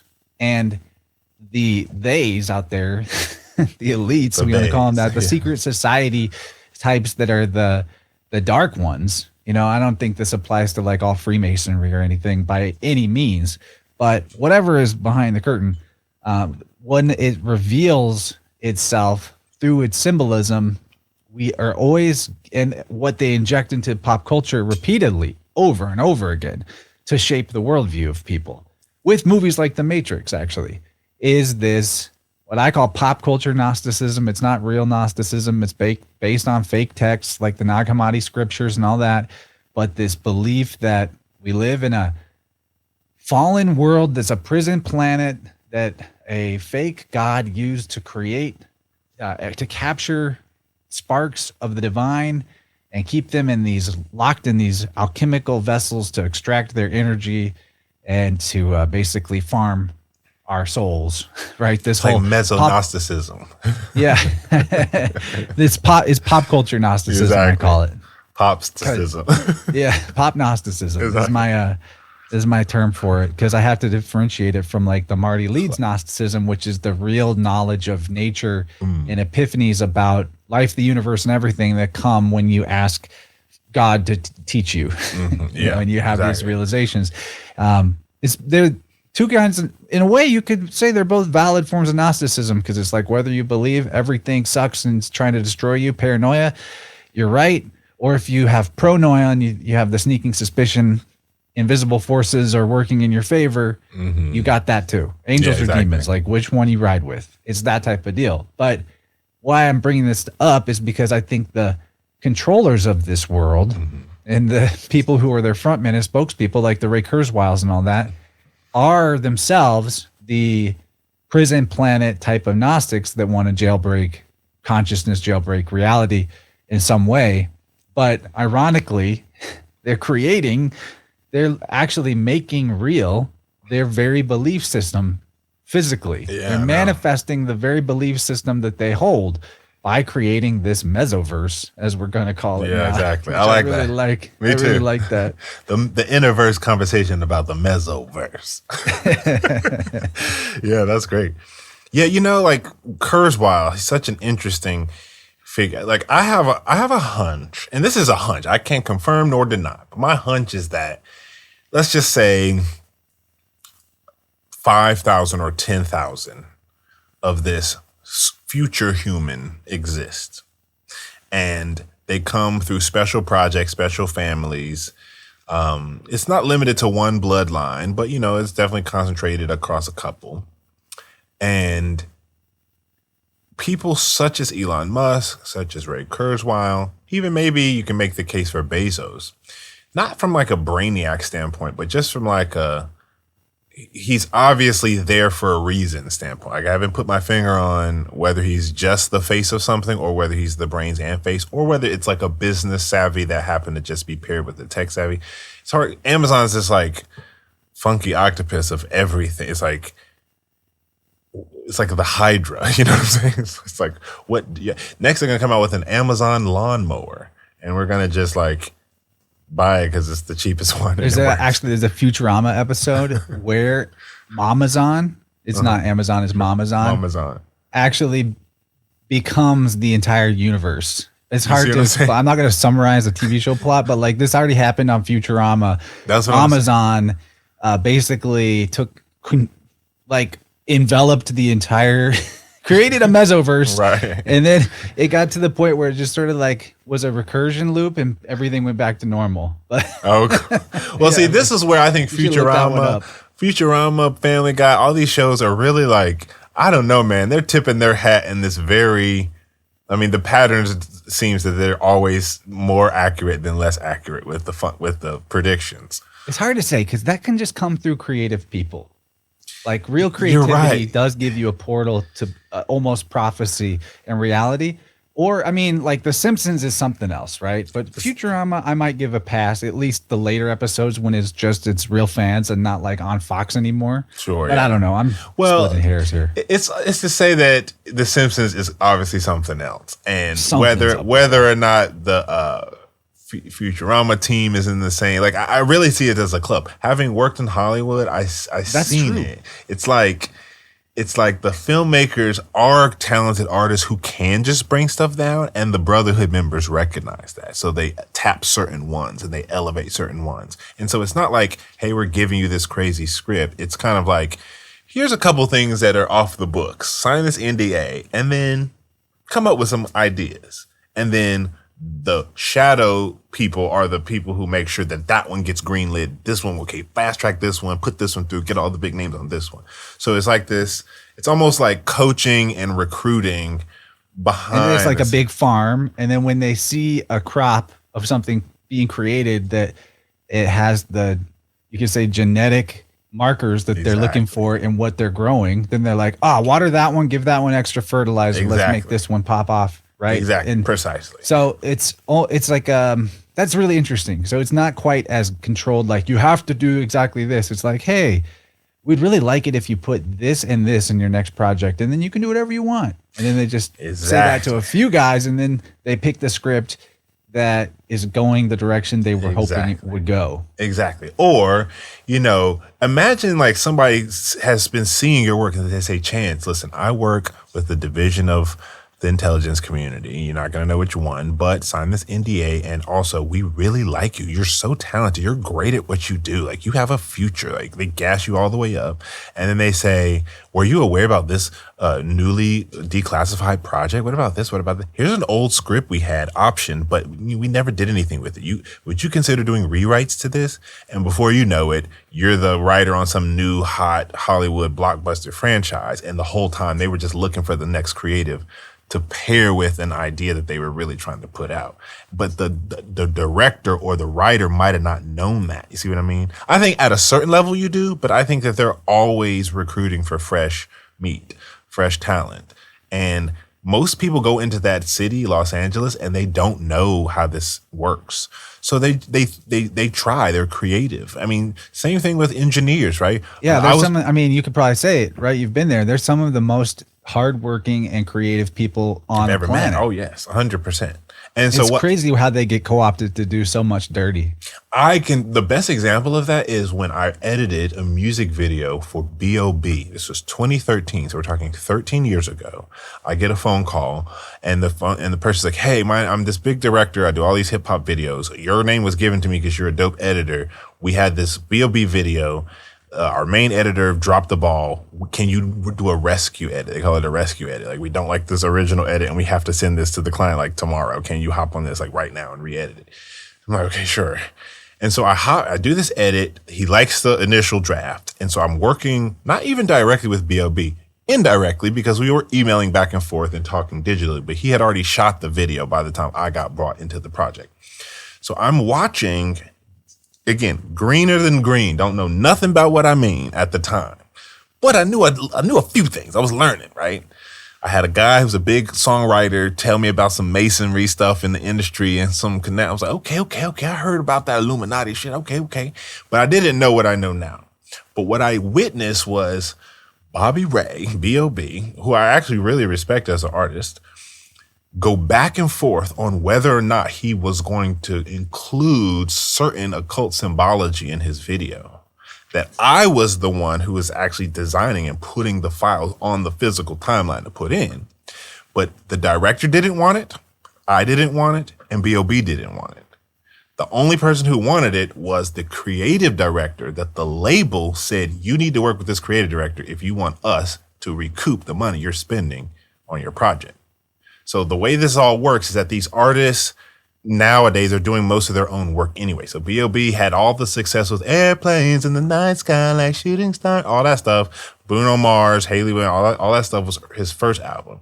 Then comes okay, you want to be a superstar? You're going to have to keep doing what we say. You're going to have to play ball like what we want to play ball. So he's entertaining this major label contract, but the album's done and the first single and the second single's now coming out and he has to get the video shot. So he's paying money out of his pocket that the label is supposed to be paying. And the only way he's going to get that money back is if he does what the label wants as far as the creative director. The creative director is this voodoo priest. Is not really, but basically he was like, you should do it like this, include this, put this there, put that there. And I'm like, isn't this like some devil symbol shit? Like, I don't really know what this means. I'm on the computer. The director's sitting next to me like, yeah, man, like, I don't really know. I don't know about all that shit, man. That's kind of crazy. It's kind of spooky, man. It's changing the direction of the whole video. B.O.B. is like, nah, take that scene out. Okay, keep that one, but take that one out. Change this. And we're like, bro, this is for 4 or 5 days. We've been back and forth. Pick what you want. Looking back on it, I see what was happening in real time. You see what I'm saying? It's not like B.O.B. got a meeting that says, put devil symbols in your thing if you want to advance. It's just everybody got the picture. The editor got the picture. The director got the picture. B.O.B. got the picture. Nobody had to say it out loud. It was, we're Interscope or whatever label he was on. You really want this money? You want us to pay you? Or you gonna work with who we tell you to work with? Or we can go ahead and tell our lawyers to stop these negotiations right now. So he's like doing the thing, playing the party line just to actually make a financial thing viable on his side. Then and it sounds like a lot of the pressure gets put on when there's already skin in the game. Like there's skin in the middle of this process. Like, hey, we're gonna just quit now. Right, second album. So much right? into it. He's not a fresh artist. He's already had like Grammy nominations. You see what I'm saying? He's already had hit songs with Eminem and B.O.B. So it's kind of like, or with Bruno Mars. So it's kind of like you got this momentum. You'd be dumb to let it all go now. We're not forcing you because he wasn't forced, but it would have been like a $15,000 loss, a $30,000 loss for him not to just, okay, fine, just whatever. Right? You see what I'm saying? It's not like the director wanted it. It's not like the editor was that comfortable doing it, but what am I going to be like? I have morals. I'm not putting this file on this timeline. No, he would have just found a different editor. Hired to do a gig. Just hired to do a gig, and I wasn't even sure of what I was looking at the time. It was like, it seems dark, but what is What this? kind of symbols are we talking? What do you remember? I just remember it was like half of it was stuff that is just shock value stuff, like swastikas, like horns. I remember specifically he said, I want you to superimpose a microchip in my head. I still have that video file. It's still out. The song did launch. He ended up like removing, they had 4 locations. He took one of the locations out because What was the song called for people? It's called Paper Route. The Paper Route by B.O.B. And in the song, he's basically talking about, let's say, what did he say? The cameras in your TV, your laptop, and your iPhone. The battery don't come out. That means it's always on. Smile and say cheese. That nigga got. So he's talking about conscious stuff at the time. He say, superimpose on you, Chris, specifically, superimpose this in my head and then send me an updated version of the edit. And I just remember like a microchip in your head? Like, okay, sure. You know, I like found the microchip graphic and I did all the tracking. I did it, but it was like, I didn't know nothing about no biodigital convergence at the time. I didn't know nothing about cloning and human genetic mimicry, and B.O.B. is like basically getting in trouble for talking about all this stuff at the time, kind of fighting with his label. And it's a encapsulated example of a 3 or 4 day, maybe a week long experience where I witnessed somebody just struggle to decide if they wanted to support what it was they were doing. Like for example, everything was pyramids. He wanted me, like I had these scenes where I'm changing his eye color out. When I go back and look at that video now, I'm like, ooh, it was pretty dark. It wasn't like actually dark. It's not like rated X or nothing like that. But it's just kind of like, this doesn't represent anything that I would ever do now. But at the time, it wasn't like I came up with this grandiose idea. It was B.O.B. had already shot the video and they needed an editor and they're paying me all this money. And what am I going to say no to B.O.B.? Like, are you kidding me? So it allowed me a front row seat to watch this man, him and haw over whether or not to lose a big chunk of money because he didn't really want to work with this creative director or do what she was suggesting. It was the creative director who was trying to get him to do all this stuff. He was like, I like what we shot as is. I like the original video concept. The director liked it. He liked it. Then this other person gets brought in by the label, and that person's the one putting all the devil symbols in, if you will. And so it comes out, and people are like, B.O.B. is in the Illuminati. And I'm sitting there like, well, I don't know. That's it, man. I don't think most of these are, like, most of the creatives have anything to do with this. Right. Maybe, you're right. Maybe when they get to, like, super elite, like Tom Hanks level, they've been made to do some stuff, and they got dirt on them and blackmail and all that. Who knows? But true, definitely. What's crazy is how, like, hip hop itself or rap itself is the culmination of this Tavistokian music as hypnosis, right? I think they attempted to go that way with some rock music for a while, but eventually, like, the rock music was channeling too much of the hippie sort of like vibe. white male rage, and they had to put, you know, like the Linkin Park and stuff. They had to pull the plug on that because it was getting too uprising. That needed to be dampened, and so they just they just want everybody in the hip hop hypnosis, regardless of their skin color. And I think it's the most successful psyop of all psyops, actually, is rap music, because of all the things that people who listen to rap music have normalized, and then when they go to the extreme of becoming a gangster or a wigger, they're like, you know.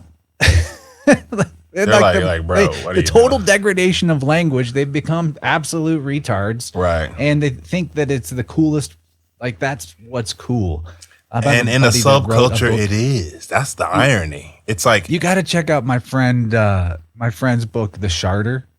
The Carter. Yeah. Okay. Yeah. It's like the funniest satirical novel about hip hop hypnosis and the hip hop industry. You will love it. It's I'm sure I will. I don't, it saddens me to say I do enjoy some hip hop songs every now and then, but I don't really regularly listen to it or the radio.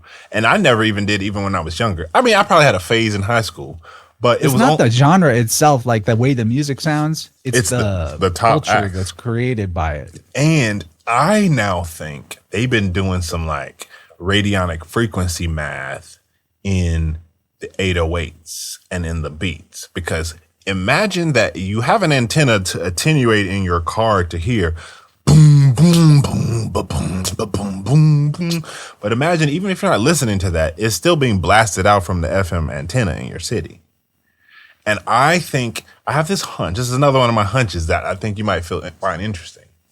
I think that if you're running everybody like a computer in a given municipality or zone or geography, you need them to be on the same clock. You don't need them to be. It would go crazy more efficient if they're managed by the same clock. Like if their biorhythm and their beat. And I'm not talking about the natural Schumann, which is the natural way that everybody's managed. I'm talking about, imagine if there's some quantized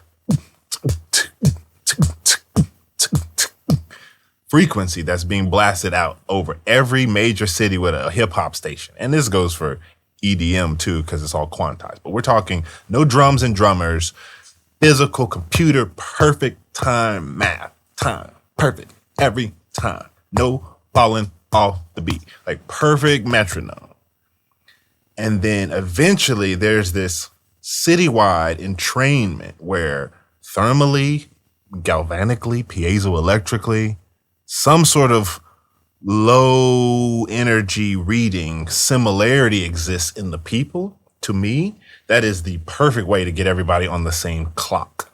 If I have a computer, 3 or 4 computers in my own home server network, and I'm running audio gear, I'm going to buy a master clock, and they're all getting a BNC cable or some ADAT or fiber optic cable into the back, so that one unit can control the clocking on all my different interfaces. Even though the interfaces themselves have their own built-in clocks, your phone has a built-in piece of quartz, your watch has a built-in piece of quartz, I'm buying a bougie external piece of quartz so that my timing is mathematically so precise that, to me, when I extrapolate that type of framework outside of just a computing environment and I look at a biocomputing environment, to me, modern music is the clock. It's almost like Come on, y'all. It's like it's one of those things that like overlays so perfect, like the computer Damon thing, that I'm like, oh, okay, I get it. When Michael Jackson and Prince was out, it was drummers. They had great timing,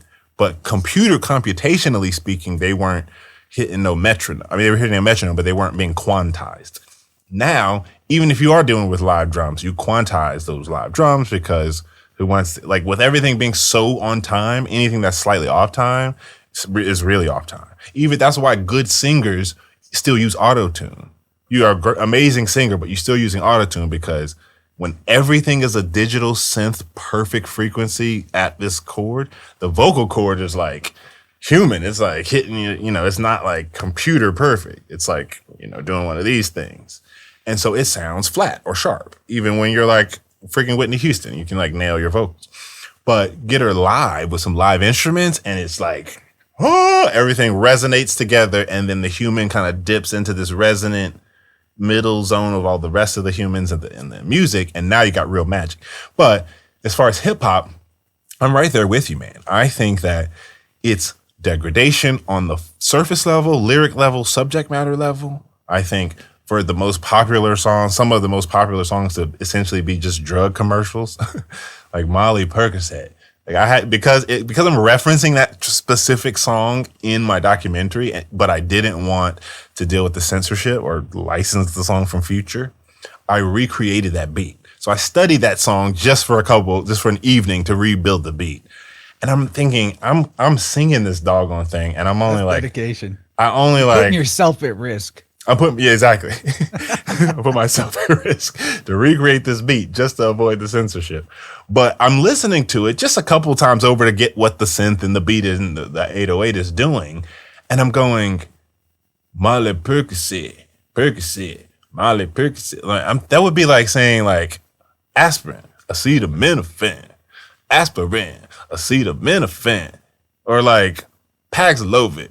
Give me Paxlovid. You see what I'm saying? It's just a drug. Like Merck, who makes Percocet? I forget who makes it, but it's just like back to the demon thing. I've always thought that a lot of these drug names read like they just came out of a Middle Ages grimoire of demonic names. I think that they do. You see what I'm saying? I think that they do that because imagine we're talking about this on the conscious side of things as two men aligned with God and with each other and our families and on the up and up. But let's play devil's advocate for a second.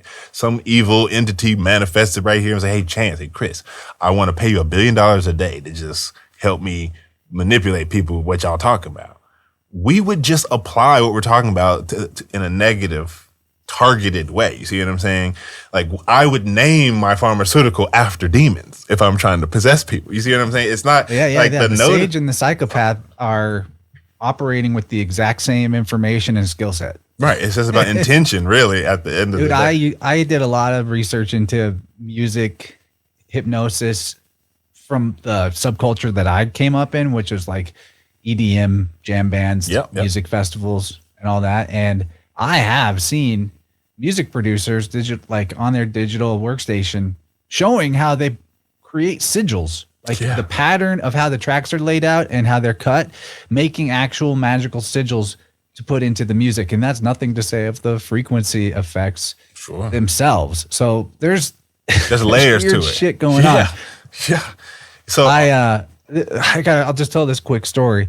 There was this weird, like creepy, kind of rapey guy at this festival who kept coming around my neighbor who I was camping by to like try to talk to his girlfriend. And he was handing out his CD, his electronic music to people. And I never took one from this guy because he skeeved me out from the jump. I could tell like he was this gamma freak. I never took one from him. And I barely talked to him. I avoided him completely. Then a few months later, I was driving in my car and I was talking to somebody who was also at that festival who was in my car with me. And I was like, did you see that creepy guy? And he was handing out a CD and he was like being weird with these girls. And so I hadn't thought about him for all that time. We just talked about him. And then I had this sudden flash of almost like, I don't even know how to describe it. I just had this impulse to open my glove box. I guess I hadn't looked in there for a while. I just I'm driving. I just ripped open the glove box, and the motherfucker's CD was sitting in my glove box. I never put it there. I have no idea how it got there. I came to that festival alone. There's no one who should have been in my car to put that CD there. And I thought I left my car locked. So I'm talking about this guy, hadn't thought about him for months. And in that moment, I have the impulse to open the glove box, and there is his freaky black magic music that he was passing out to people. And I just threw it out my window while I'm driving down the highway. But like, you know, this kind of stuff, like the music is a big part of this. It's like the ancient Greeks and other civilizations a lot of times would not even allow people to create music outside of certain boundaries because they knew what an effect detrimentally it could have on society and the influence people could wield with it. Mm-hmm. That's a great point, because the way I have come to phrase it in my head is that music is the best term we have that to represent the middle point of all of these electromagnetic conversations coming into the human experience. We have gamma rays, we have extremely low frequencies, we have extremely high frequencies, microwaves, light, visible light, infrared, ultraviolet, all these different terms, sound, ultrasound, all these different terms. Music is just the one that sits right in the middle between all these different conversations. And I think that's why people call it the universal language, because I think it's energy that's carrying intention, often sigil. It's cymatic if you look at it in a 4-dimensional sense. You put an extra dimension to the 3-dimensional. You're just using electricity going over a wire that's hitting a magnet that's got a cone attached to the front of it, pushing air across the room, but it is electromagnetic in its capture, and a microphone is doing the inverse of what a headphone or speaker is doing. Same exact thing. A wire sending some electricity to some magnets, 2 magnets that are moving back and forth so I can hear. And another wire that's taking some electricity with some phantom power from a piece of gold that's moving, turning that physical air into electrical vibration, and then now you can hear my voice. So, yeah, it's like music is this middle point. It's this kind of like, it's right in the middle. And if you're manipulating it positively, it can do a lot of uplifting. And if you're manipulating it negatively, you get the hip hop industry. To dig this, we just talked about meso, meaning middle, and it's MS, use of music. And even interesting too, I want to tack onto that is the savior gods and sun gods and things of the ancient world. They almost always were musicians in their mythology, or like Moses, the lawgiver. His name was written by a lot of ancient writings, not that ancient, only as far back as Josephus, because Moses' story is not as old as we've been told. But as muses, the Moses, right, as plural, because of this concept of the muses, aside from what was given to us by the Hercules, Disneyfication, like those gospel singing black ladies, right? The real muses had to do with incarnations of a divine figure that represent the closing and opening of a world age, like in a cyclical sense. That's what the muses really were. And so when you think about music and why muses are actually esoterically associated with savior, preserver deities, it's because before the technology of writing, or alongside of it, but especially in the oral tradition phases of the cycle before the technology of writing existed or was widespread, music was how information was preserved. Right. So music, it was the savior preserver. And now we have that function has been technologicized, right, into a different ways. So music doesn't have to be the preserver anymore. And it's been like inverted in our current age. It's become its opposite, to become a destroyer, corrupter. Exactly. It's really far out. And it's almost like they took, now that the primary function of music as a preservation tool was replaced by other preservation tools, it now had this open function where it could take on a new task, essentially. when you look at the cycle of ages as like night and day and different archetypes having the enantiodromia of becoming their opposite throughout the cycle. Like, I've never realized this, but music was the savior preserver and now has become a corrupter destroyer, right? So it's literally become its opposite. It's so weird. Yeah. It's so weird. Well, I think that's why part of what I'm trying to do is use music to reverse that. Are you familiar with the 80s researcher, kind of whistleblower guy named John Todd? No, but I'll say the part where you're like kind of rapping over the different names of frequency bands and stuff. I was like, me and my wife were both like, that's the best part of the whole documentary. That's cool. I'm glad you said that. Thank you for saying that. Because when I was building that, I was like kind of struggling. Like, I was like, is it too? It's like I don't want to lose people, but I don't want to bore. No, that's where you keep people. That's where people are like, I'm in this till the end. That's like good to know. I'm glad you said that. That's actually means a lot, because I don't creatives, they can get a little sensitive. I understand that this message has a bigger purpose than me. So even if everybody hated it, I would still put it out. But it's, you want people to like it, and you want, you don't want to be considered corny or at the same time boring or unclear. So it's me going, I think this is not corny, but also clear enough, but also not boring. I think I'm achieving what I'm going for. And so it's just great to hear you say that, because it's all in my head for the most part. Now, I've gotten absolutely overwhelmingly positive feedback from everybody, but I'm glad to hear that was your favorite part, because to me, that's like, that'll keep these kids and kids, including myself, like any of us who really kind of want to chew up. It's an easy way to get all the info in. And I kind of was a little automatopoeia with it on some words, just trying to like really sound them out, make them sound like what their technology was representing. But yeah, man, if you can imagine that, music for me has been like, so John Todd, when I first was getting into my research, he was someone who his claim, not mine, and I believe him, but his claim was that he worked as the president of a record label that owned Motown, RCA, and one other label at the time. It's called Zodiac Records. And it was an offshoot of certain families that were funding the specific infiltration of rock at the time. Now, this was in the 60s. And he was saying that basically the practice was that anytime anyone on their label had an album coming out, he said, let's say your album was coming out on June 15th. You needed to have the finished master done through mixing and mastering into the label by the full moon of the prior month. So at least a full moon prior to the launch.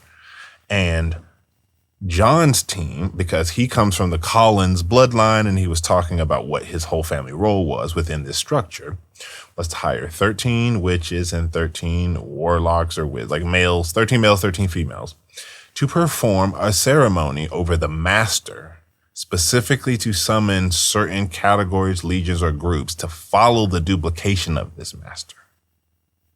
And he was, that's the elevator pitch version of it. But the long and short of it was, he said, we did that the whole time that I was there. And then he left. And then he said, like a decade later, he was back and he reconnected with an old, musician colleague and asked if the label still did that. And he said, oh yeah, it's still there. The rooms are still there and we still do that. So if they still do that today, who knows? And again, it was his label. I can't say that every label did that, but I remember hearing that at the time and going, I wonder if you could do the same thing, but in a righteous sense. Because he was saying that the spells and the work that they were doing on it was consumerism, rebellion. He would say we would take some sort of like rock chick, grunge rock, female band type thing, and we would put spirits associated with rebellion on that specific one. It wasn't everything. It wasn't just evil in a blanket sense. They targeted the subculture of who liked that music with specific instructions and entities meant to carry out. It's probably not like rebellion against the government, it's probably like hitting the young teenage girls. Exactly. Rebel against your parents. Rebel against moral and societal Precisely. norms. Exactly. That. Exactly. The spirit of rebellion. Exactly. So I remember thinking, if they did that, I wonder if you can just do the opposite of that and if it would actually work. And after talking with your old boy, Chris Winters, and just some other people in the whole like radionics, radiography, kind of like, electroculture, as electricity meets agriculture, the same way it could meet biology. I hear them and they bring all these new conversations to me to the table about how that's actually much more possible. And you don't need a seance of 26 spirit workers to do it. But yeah, I think it's almost like when you're just in alignment with good. Yeah, it is. Well, I think it is kind of automatic. It is. You're right. It is, because I think the side weave to add to that is, if your intention is good and you're creating something like in our field, right, media, and you're putting it out there, shooting your shot on the system that is literally run by demons. Like, don't expect necessarily that you're trying to do the right thing the wrong way. Mm-hmm. And I'm speaking as a professional podcaster. I don't necessarily have this belief that this is the answer to the problem. I just like doing this. Well, I think it helps. I think it helps. And I think the real magic is in your backyard, is on your land, is in your community. Exactly. Building something that's physically, tangibly there in the analog way. Right. That's where there's a lot more potential energy, I think, help that can come in to do something, and like you'll see some real resonance there. I agree outside of the plugged in. I agree with you. I guess my brain sees it as individual. I don't have hope for America, but I do have hope for Americans. Like, I think Americans will find ingenious ways to build solutions within their community, their neighborhood, their family, and pockets, and maybe pervasive pockets of independent, we will call it resistance, just for lack of a better term, from this biodigital convergence back toward this analog organic convergence. I fully believe that'll exist. And I think that'll be a much bigger percentage than they're letting on. Because I always wager they want 100% saturation. As a purist, I'd rather have 0% saturation with that. But not even, because if you're like biohacker and you really want to be a computer, go ahead. Like, I'm not going to stop you. So I can't even say that I want 0%. I just don't really like it. And if you want to be part of the minority percent, go be that.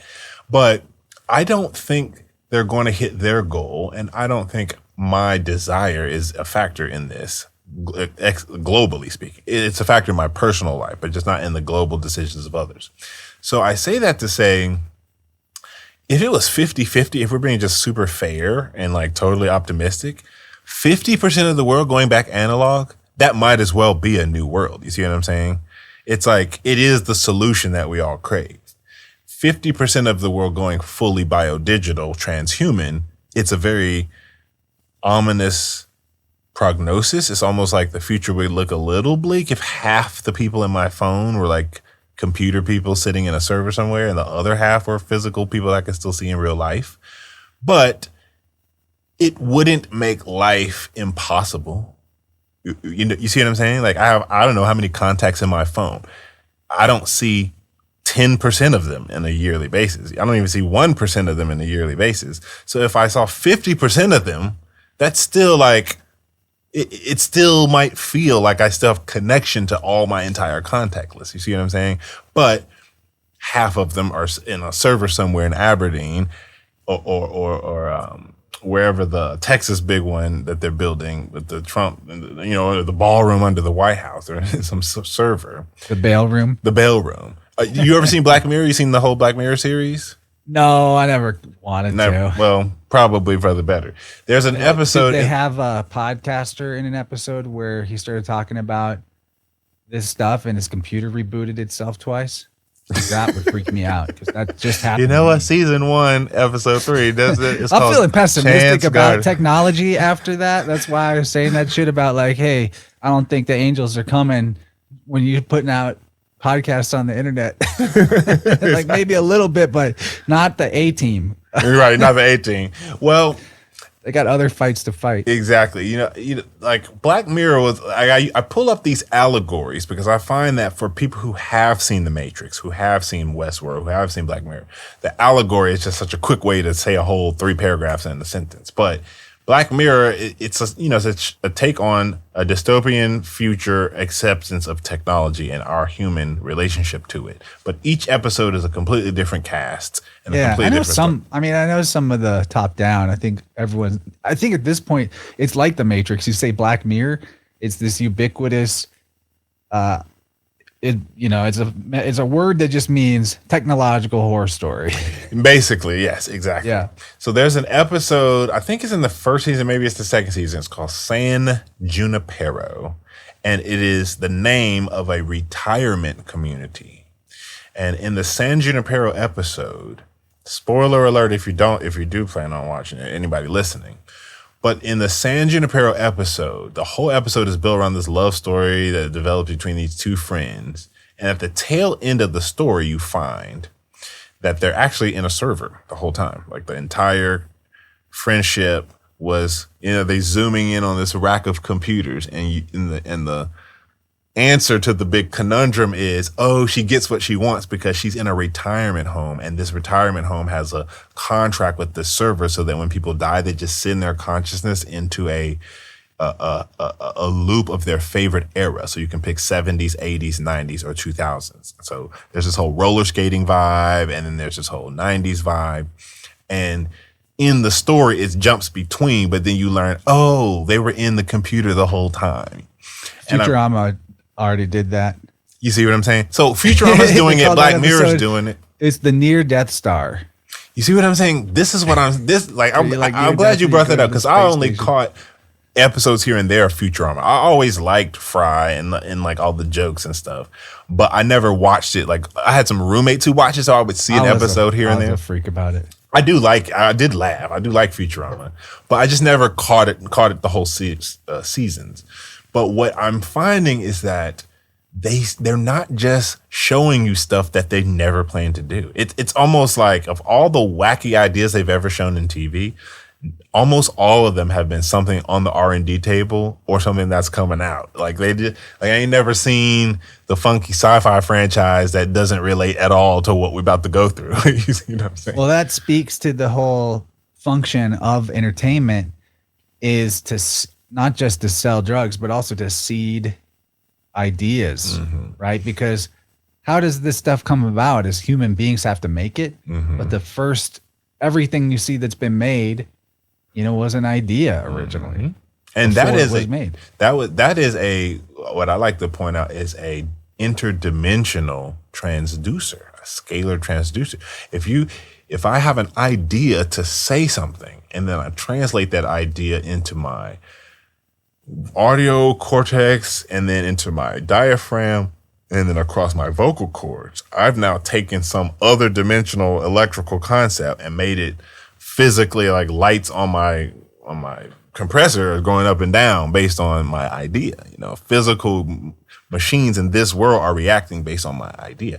Even further, the second I take my hands and a saw or a sanding machine or some sort of thing to physically create something in this world, I just think that we, like, all the different things that you've brought up are the perfect little angles to this documentary concept, because it's, the way I see it is just that it's all full spectrum energy manipulation at the end of the day. Music, the selling, the seeding of the idea using the pharmaceutical industry, but also the funding of the platform to seed the idea, also the normalization of concepts around the acceptance of the idea, even when it's not a direct commercial.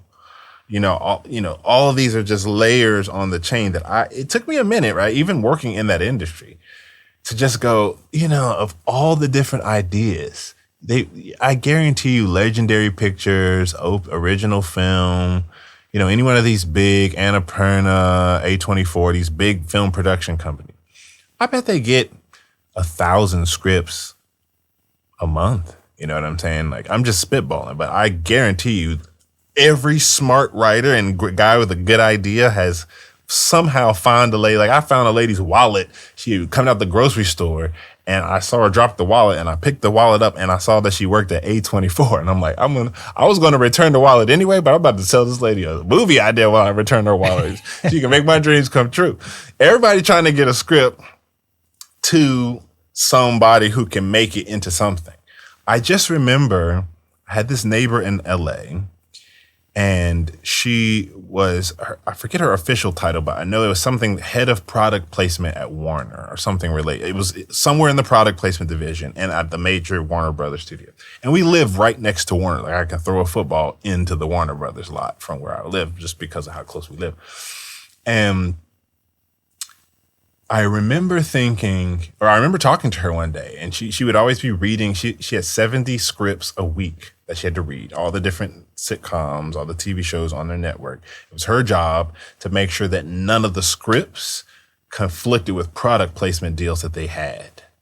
And she gave me an example. She said, yeah, this one script this week, it calls for like somebody to grab a bottle of Windex, and they're cleaning this window, and then they're fighting with the scene partner, and they spray them with the Windex, but we have to get the writer to change that because we can't show Windex as in a bad light, used as a tool for us, not assault, but like it's a brand partner, and they're not going to like their product being used to assault somebody. So we have to reshoot, like refilm the scene, basically.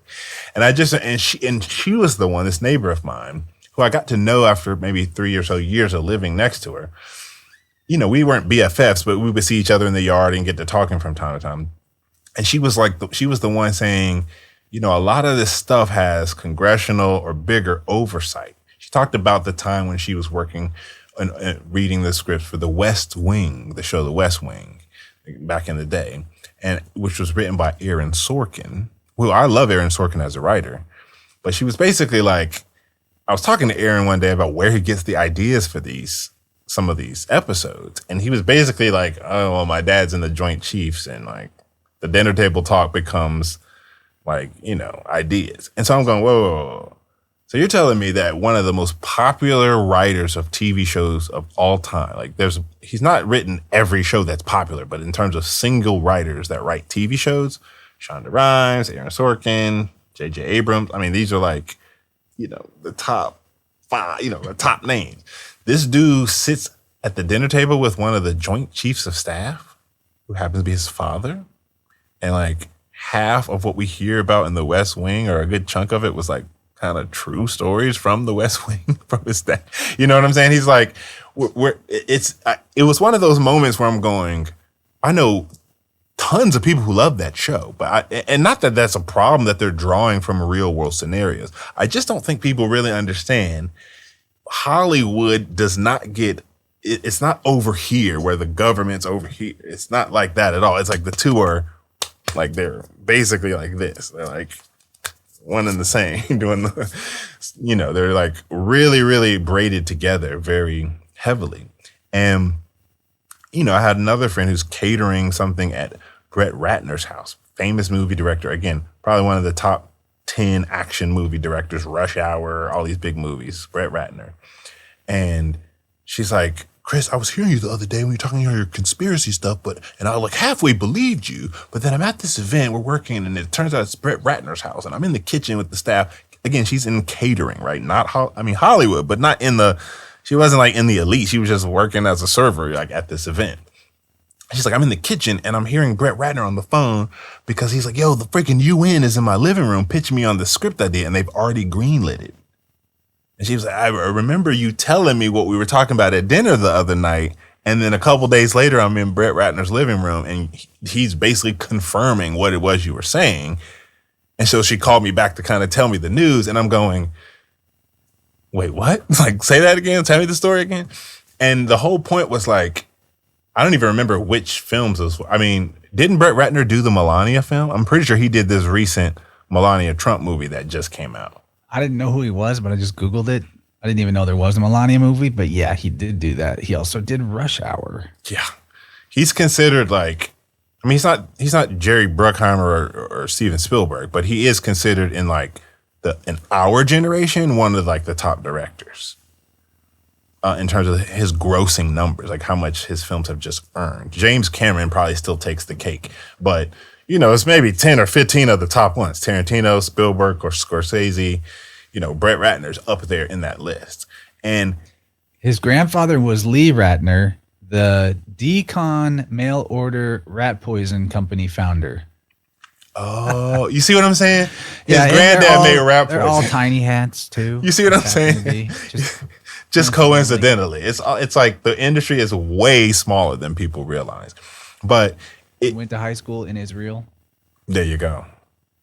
Yeah, I didn't hear a few stories about Brett Ratner, but the long and short of it is, for whatever reason, the United Nations just decided he needs to make a movie, and we've already greenlit it. Now, anybody who's ever made a movie knows that the green light is that's like years. I mean, that's what everybody wants. You write it, you option it, you get this, you have to pay it, you package it, you contract it. You have to have the full roadmap. Budget. You have the full roadmap. You have to have actors that commit. And it's like, they'll spend the money, right? But this is happening in reverse. It's happening in reverse, and by the United Nations. So this is 12, 13 years ago. So money's no object. Just make this. You see what I'm saying? Exactly. Yeah. And not just any old dinky guy, Brett Ratner. You see what I'm saying? So it's kind of like, oh, y'all think y'all are just going to the movies. Y'all are going to see the tail end of what the UN set up for you to see by cherry picking, green lighting, and funding one of the most successful storytellers to tell you this. And the only reason I happen to know that is because my homegirl was catering the event. You know what I'm saying? So it's kind of like, whoa, that so many different experiences like that in Los Angeles just put me in these. It just gave me a perspective, honestly. It doesn't make me better or smarter or anything. It just gave me a perspective to know, oh, okay, well, there's a bigger deal going on. And so that kind of informs, it's stories like that plus research plus white papers that is helping me inform this is where we are with how this goes. I never forget the Shia LaBeouf interview when he'd done the movie Eagle Eye. And he's saying, I had a CIA agent or NSA agent or whoever it was attached to me, assigned to me for the filming. And he was doing all these things to show me, like we really can do a lot more than you think we can do. And he gave a couple of examples of how the guy could tell who was about to call and, just ran himself with Shia specifically. And I just remember thinking, even then at the time, I don't think people understand that the government doesn't, if they want to shut something down, it will get shut down. It is like 100 studio executives that have financial advisors that greenlight and test and do screen tests and focus group on anything they're going to launch. So everything that actually makes it out to the theater or to the screen has been cherry picked 1,000 times over by 10,000 people by the start to finish of the whole process. And it's such a overly redacted, curated, poised, set up thing that it's even when you're talking reality, it's nowhere near close to reality. So this was just my attempt at trying to bring that out from just Hollywood. And especially after COVID, being you guys, if you just watched a news broadcast where Fauci showed up and said, we did the clinical trials, the results are in, this is safe and effective, you will walk away from one conclusion very differently. You will walk away with a conclusion that's very different if you just go to Pfizer, download the PDF of the clinical trial and read it yourself. You see what I'm saying? And the only difference is... Fauci became an actor? Oh, I didn't know that. Yes, I'm not even kidding. Fauci, at 85 years old, he just made his acting debut at Georgetown University in Sophocles' play Oedipus the King. He played Tiresias, the blind prophet that changes genders. I'm telling you, man, all these people are weird. They're actors, man. They're actors, and they all want to be famous. And they can't get famous in Hollywood, so they go in epidemiology and politics. Is show business for ugly people. That's right. Show business for the uglies. And it's kind of this dude should be in jail, but now he's Sophocles or Tyrannies or Tyranius or whatever. And it was one of those things where it's you don't have well, Georgetown's Ivy League. You're right. Too. It's not like he got into some local production. It's they put him in an Ivy League production. You know why? at the Because theater everybody at department. Georgetown took his primary injection. He got the iPad over there. He's like, okay, which was the acting casting? I want to Okay. be the trans guy. Exactly. And they're like, you know what? We should make Anthony Fauci. I got a bright idea, you guys. had a dream last night. He's like, yeah, my It's plan like, is this is a working. theater department at a college, right? So this is for students, Right. right? And he's like, I want to do it. I'm getting in there. Anyway, not to belabor that, but to move us towards kind of like a useful concluding thread, because we started by mentioning banking is at the center of this wheel. We didn't really talk about that so much, but banking, there's a couple principles that banking operates on that I really want to iterate why it's the perfect center of the wheel. First, of course, is the fiat nature of currency, that from this central point, it's like the power generator that has unlimited power to send towards whatever it wants to grow. And we think when we're playing Monopoly here with the debt notes that there's a thing called an economy, and that any of that matters. But from the center position, he who prints the bills, it's an alchemy. It's called alchonomics. Oh, that's interesting. You got to get this book called Money Grows on the Tree of Knowledge by Tracy Twyman. Okay, I will get that. They took her out.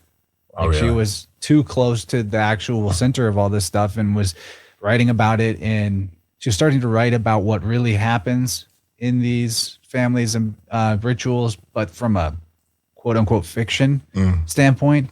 But one of her best books, and it's not that long, Money Grows on the Tree of Knowledge, explains the alchemy of the economy through occult language, but shows you exactly how this evolved. And it's literally turning imagination into value. Yeah. Which is, and converting people's time into essentially gold, right? That's lead, time, Saturn, gold, right? It's doing that. But this system has ramped up to the point where it's not just about converting your time, as in your labor, into gold. It's about, I'm frozen on the screen, but I'm still here. I can hear you. Yeah, it's weird. I'm frozen in mid rant. I don't know what's going on. Am I frozen? No, you're good. Okay. But they're converting people's future and their offspring's future into gold. It's like futures trading, right? Exactly. So there's that element to it, and I don't know why I'm crashed. I can see. Well, I can still hear you. This out. Wait, am I back? You're back. Yeah. Okay. There you go. Is it The other your thing phone? about banking that I wanted to point out that's important, why it's a center of this hub, is because banking is the prototype for this entire digital system. Through the fact that banking or accounting has always operated on keeping a log of who did what when. That's what banking is, Right, and a always has ledger. been. And that's what the entire digital system works on, is this two-dimensional cartoon human. We call it your digital twin or your artificial or legal person, whatever. But it's something that takes up no space, but exists in time, right? So it's the complete overtaking of time, trying to take over space. God. And this is also described in a book called The Reign of Quantity and the Signs of the Times by Rene Guénon. And he explains how the cycle of the yugas basically is an oscillation between quality and quantity, or in another framing, between space and time. Got And in the Kali Yuga, time takes over space. Okay. Quantity takes over quality. Time corresponds to time corresponds to quantity. Space corresponds to quality. Got it. Right? So that's why, like they say, it's a small world. The world's getting smaller. It's not. Right. Time's moving faster. I'm running out of time. It's not changing. Neither of those things are changing, but this is what happens in human consciousness, which thus affects society. And so, like, even this goes, when you have this and the other with Twyman's book, you see how this principle is totally, the levers of this time space thing are pulled through the economy, because what actually affects the economy more than anything is money velocity. How fast is the currency moving through the system is the most important factor to the economy itself, rather than inflation or any of these other metrics that get talked about. So at the time, think about this. When lockdown happened, when cooties was going down, money velocity slowed down. Now think about how your perception of time felt during lockdown. it was like, it took forever. Everything was just Exactly. so Money slow. velocity slows down, time expands. It's an inverse proportion. Exactly. We all felt this, I think. Most of us anyway. Unless you maybe worked in an industry where velocity didn't slow down for your industry or something. You are a healthcare worker. Yeah, but they actually weren't that busy either. Exactly. Yeah. That That's was the all irony. they were making TikTok dances and shit. Yeah, I know. So anyway, those two books, The Reign of Quantity by Renee Guénon and Money Grows in the Tree of Knowledge, neither of those is super long, and they might put some really interesting gas in your tank for this project. Yeah, It's like this is looking at great. a cult. Yeah, this is great because I'm working, like, the project when it launches will come along with a resource. Like, I'm calling it the nerd layer to the map, but basically in all the negative space, like the barely any negative space is there, will be numbers, and the numbers will correlate with a spreadsheet that has links with those numbers. And the links will be references to books, articles, white papers, just receipts to help people make sense of what's what. But I will be interested to kind of see these books because they might be a great resource to add to that map. Or if you're doing a series on 6-7 on this, maybe I could come on and talk about those couple books. Yeah, something like that. Either one, because I have a lot of resources about the tech side of things, but what I have yet to compile is a tremendous amount of resources. Now it's about compiling it, right? I've seen a lot. I got to just go back to my history and really organize it, but That's the hardest part. that's the hardest part. Exactly. Keeping track of your receipts. Exactly. I mean, like, when did I see that? What folder was that? When was that? So the tech side and the agro side, I have a lot with that, but I don't have as much with banking, history, and like politics, maybe a little so. But we'll talk more about those types of things. But thank you for sharing those book recommendations with me because I do see them turning this currency, like banking, is this. It's like battery acid. It's all it is. It's the battery acid that fuels it all. I'll never forget I got reconnected. I'm probably 3 or so years into my research, still living in Los Angeles at the time. Reconnected with an old guy I used to grow up with. I've probably known this guy my whole life because we went to the same church that my parents went to when, that I was raised in. He's older than me by probably 6 or 8 years. And so I always knew him as like an older guy, but I hadn't seen him probably since I was 15. And then I reconnect when I was closer to 35. So like 20 years later. And in that 20 years, he's gone off to do a lot of things. Some of which was he had gotten himself connected into the political and elite circles by way of his work. And long story short, he told me, he said, he said this back in 2015 is when he told me this. He said, in about 10 to 12 years, 10 to 15 years, the new financial system will go live. But the system already went live in 2012. It'll just go live in the public in the next 10 to 15 years. And at the time, I just remember being like, okay, so it's already live for 3 years. You really think it's going to take another 15 to get publicly ratified? And I remember thinking like, well, what do you know about this system and how do you know? And again, this friend of mine is now deceased. Just like the lady you were just mentioning, I believe some people didn't want him to keep talking because it seemed to me like he didn't have a problem sharing what he knew. And this guy was a lot more connected than me. But he basically said in no uncertain terms that there were systems already, like factions and overseers that had already begun translating certain elite estate holdings into the new currency. And this guy was actually connected with Donald Trump. And this was all before he was president the first time. So this is 2015. He doesn't take office the first time until 2017. He sends me information at the time saying, hey, listen, don't buy what they're saying in the news. He's not racist. He's just a business dude.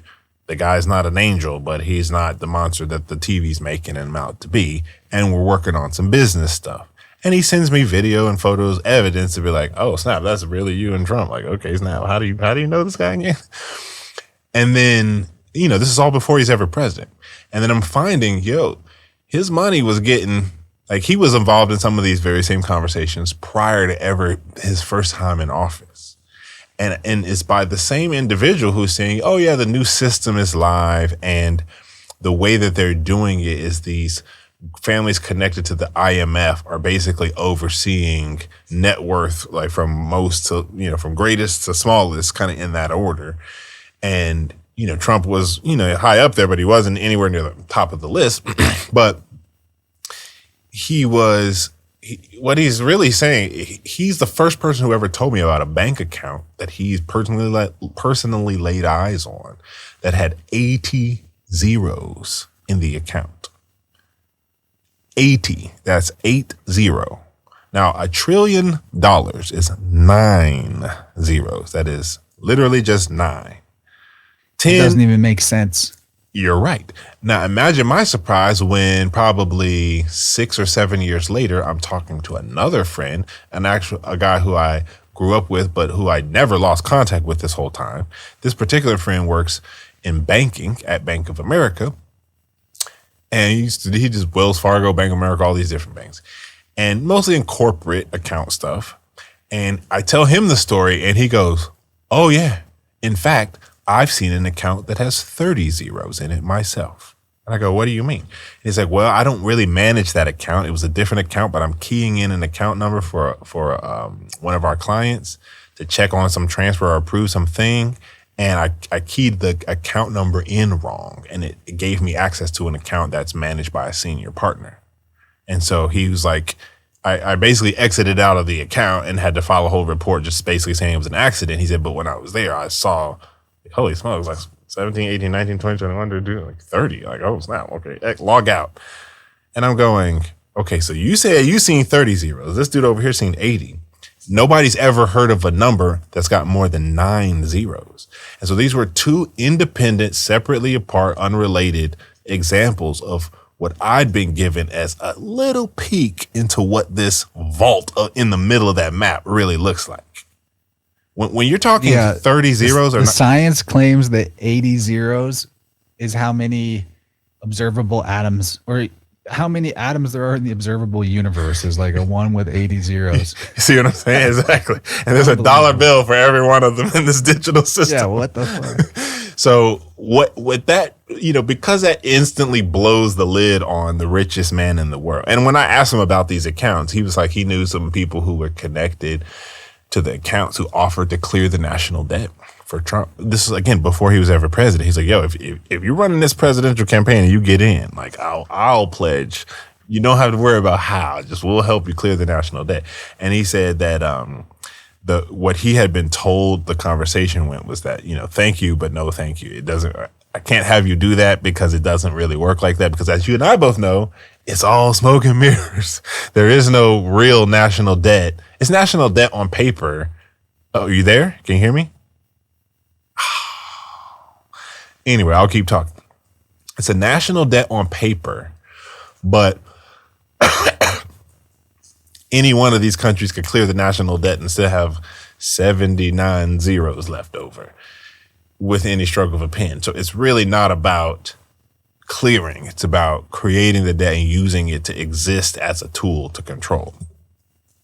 So, yeah, I'm sure Chance will be back. But in the meantime, I'll play a little diddly. If by chance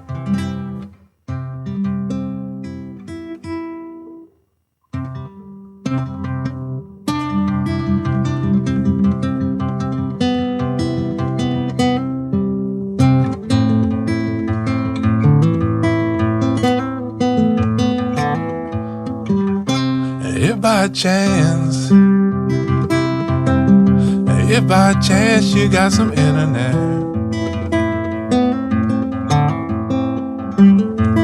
if by chance you got some internet connection, if by chance you got some internet today, if by chance you had some internet connection, if by chance, if by chance, if by... I made a little song while you were gone. It's called If By Chance.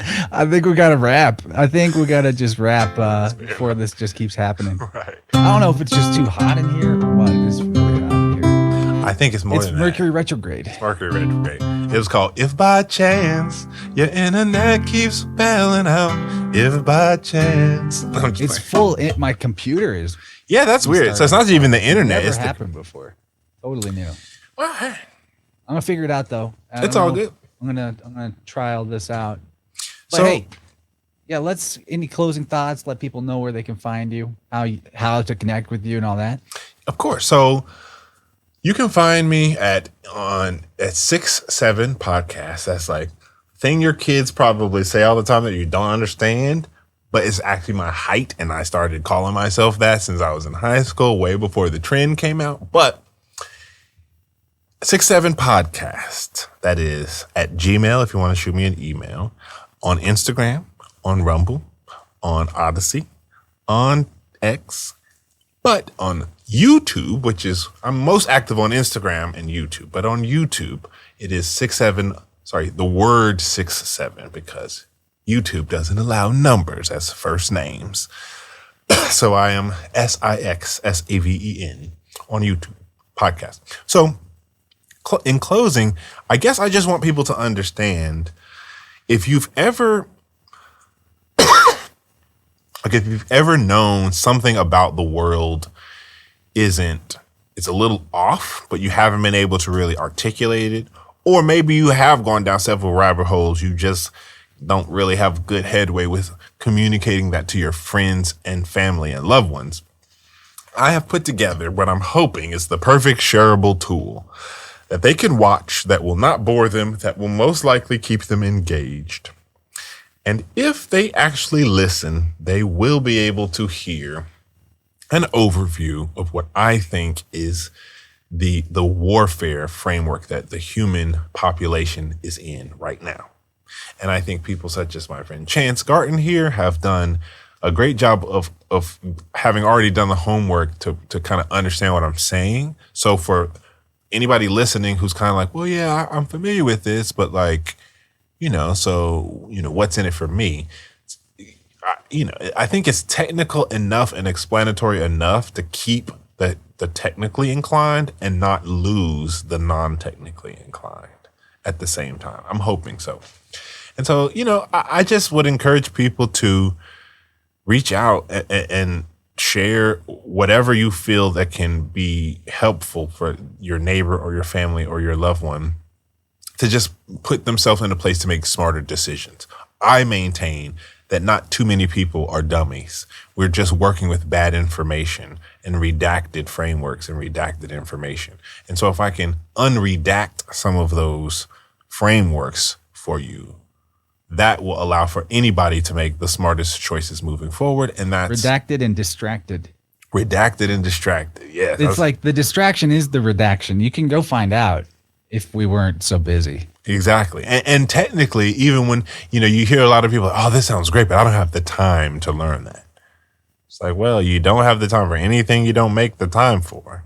And if you don't know what you don't know, and you don't know why what you don't know is important for you to actually know, you simply just won't make the time for it. I'm just hoping that this will be enough of a worm on the end of a fishing line that's got enough color and juice and sauce and rap and hip hop, like hip hop technology breakdown that'll make it to where you can get hooked to the idea of understanding the world you live in a bit better.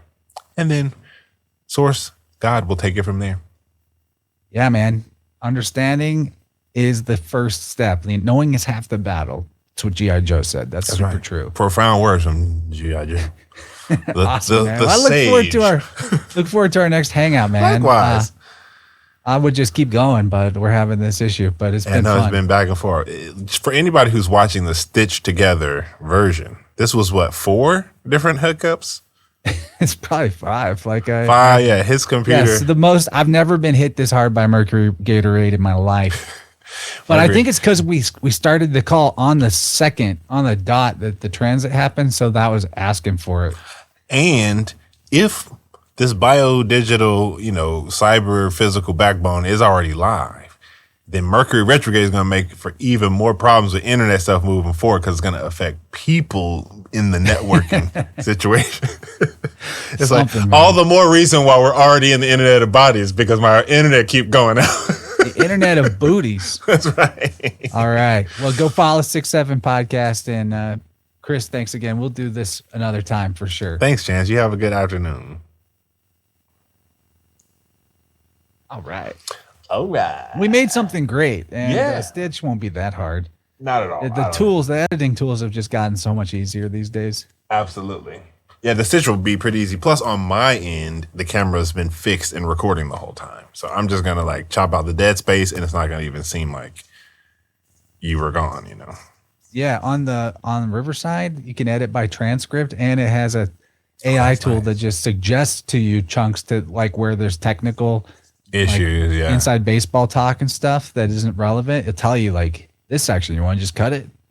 That's kind of cool. I've only used Riverside as a guest, but I might consider because I use StreamYard a bit, and it was all to me they both work all right. But I used to use StreamYard. I'm not trying to do an ad for Riverside here, but it's better. Creator to creator, it's cheap. This is cheaper, and the tools. I don't know what StreamYard might have come up with since then, but over here they don't have. There's no limits on storage space, so that's gigantic, and the in-browser editor is actually good, and I don't remember there even being much of an in-browser editor on StreamYard back in the day. Well, there isn't. I've used it just a couple weeks ago. As far as I know, there's no in-browser editor. So, and then it's by transcript. So, I can control F a word or a phrase.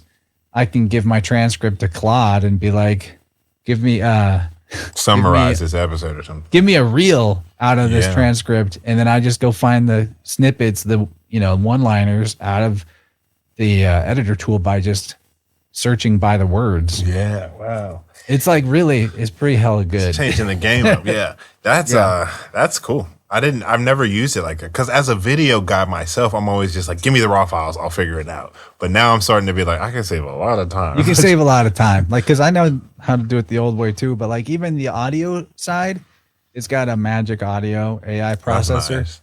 And I'd used tools like that before, like Adobe's podcast and enhanced speech and stuff, and I didn't think it was very good, and it would put in a lot of phantom little mumbles and things where I thought a word was being said. But Riverside has no problems like that. It actually works.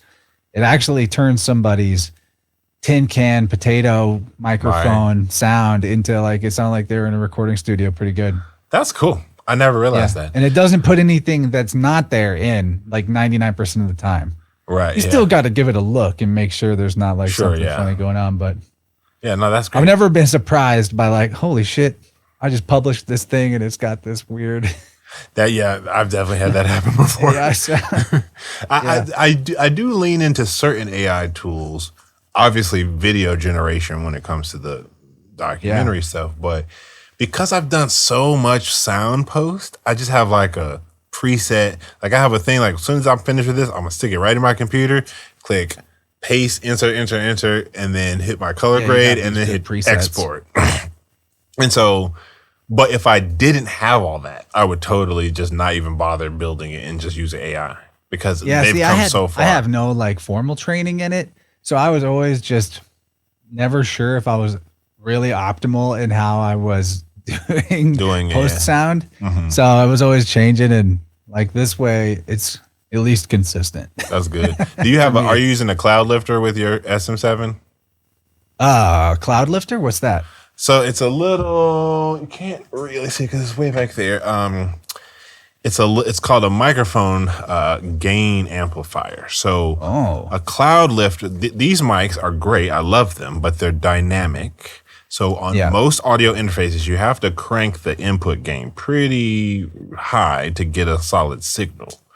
What a cloud lifter does is it gives you 30, that is anywhere from 20 to 36. Transparent, 25 dB of clean transparent gain. Yes, and it goes between your mic and your interface. So I got to get me one of these. They're not even that expensive. yeah, they're not. Now, if you want to double the gain, the cloud lifters are great, but the Soyuz launcher, Soyuz, Soyuz launcher, Launcher, is Soyuz's version of a cloud lifter. It's like a bougie, bespoke, handcrafted $100 extra one. Exactly. Now, I love my cloud lifter. So whether you get a launcher, a cloud lifter, or any basic one, it doesn't matter. It's all going to help.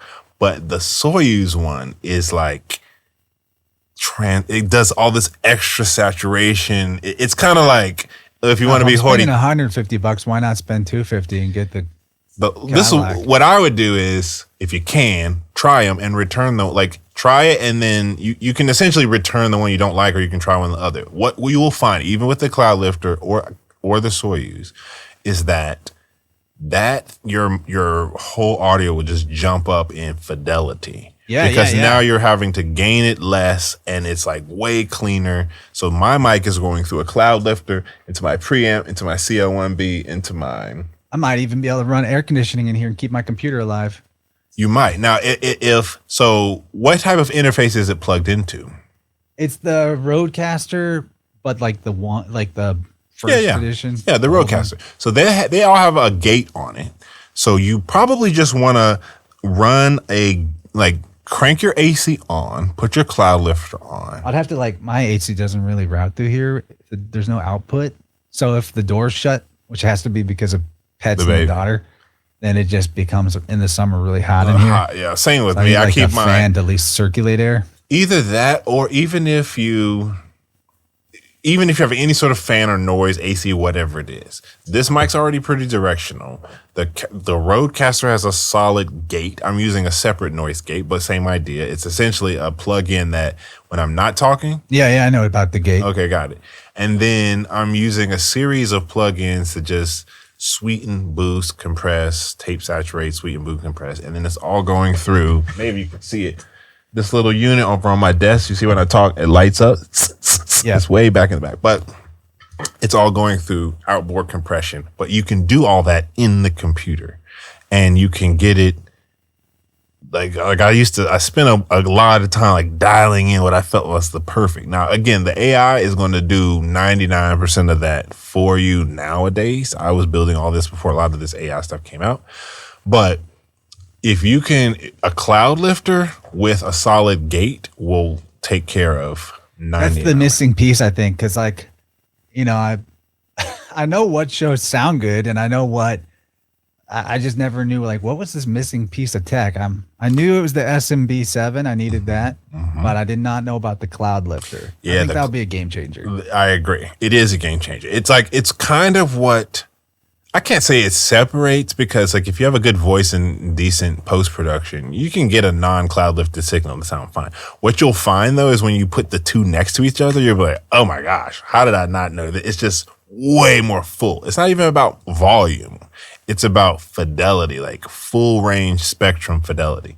And what the Soyuz launcher is doing is it's just pairing that same idea with a custom transformer and a more high-end series of wiring. Because Soyuz is just kind of like a bougie microphone company.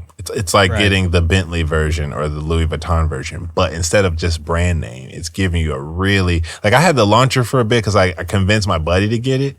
And I had my own cloud lifter, and I would always be like, can I use your launcher? Because it's for an audio nerd, it's that 5%. It's you can't really tell the difference if you don't know what you're listening for. They both are going to boost it great. All right, I'm off to Guitar Center. I'll see you later. Okay, yeah, for sure. The cloud lifters are the bomb. They're cool, great. Man.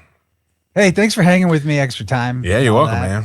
And would really love to maybe come on and talk about some facet of your. Yeah, I'm fascinated by what you can bring on the esoteric historical side and the history side to the combo, because we will schedule another one to kind of maybe dive more into that, because especially as volume 2 comes out and I'm focusing more on those subjects, I'll be scheduling additional interviews to kind of like, okay, we got a lot of interviews about volume 1. Let's get some more about volume 2 and kind of like the whole bank. A heads up though, like, I mean, because there's a little reference to it on the chart and stuff on the wheel, is the, in my professional opinion, the Tartaria Mud Flood World's Fairs thing is some kind of like intentionally allowed distraction.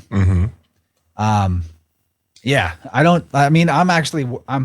I'm working on some research at the moment to actually present this in a way that can fully settle the question in my mind, and then for anyone who wants to see it, with grounded receipts and all that. Yeah, I'm interested. That being said, there's definitely a lot of fuckery with history, maybe, and like I'm pretty sold on the Anatoly Fomenko thing, where there's like big pockets of historical narrative are just recycled and slightly altered the names and stuff. There's something about that for sure.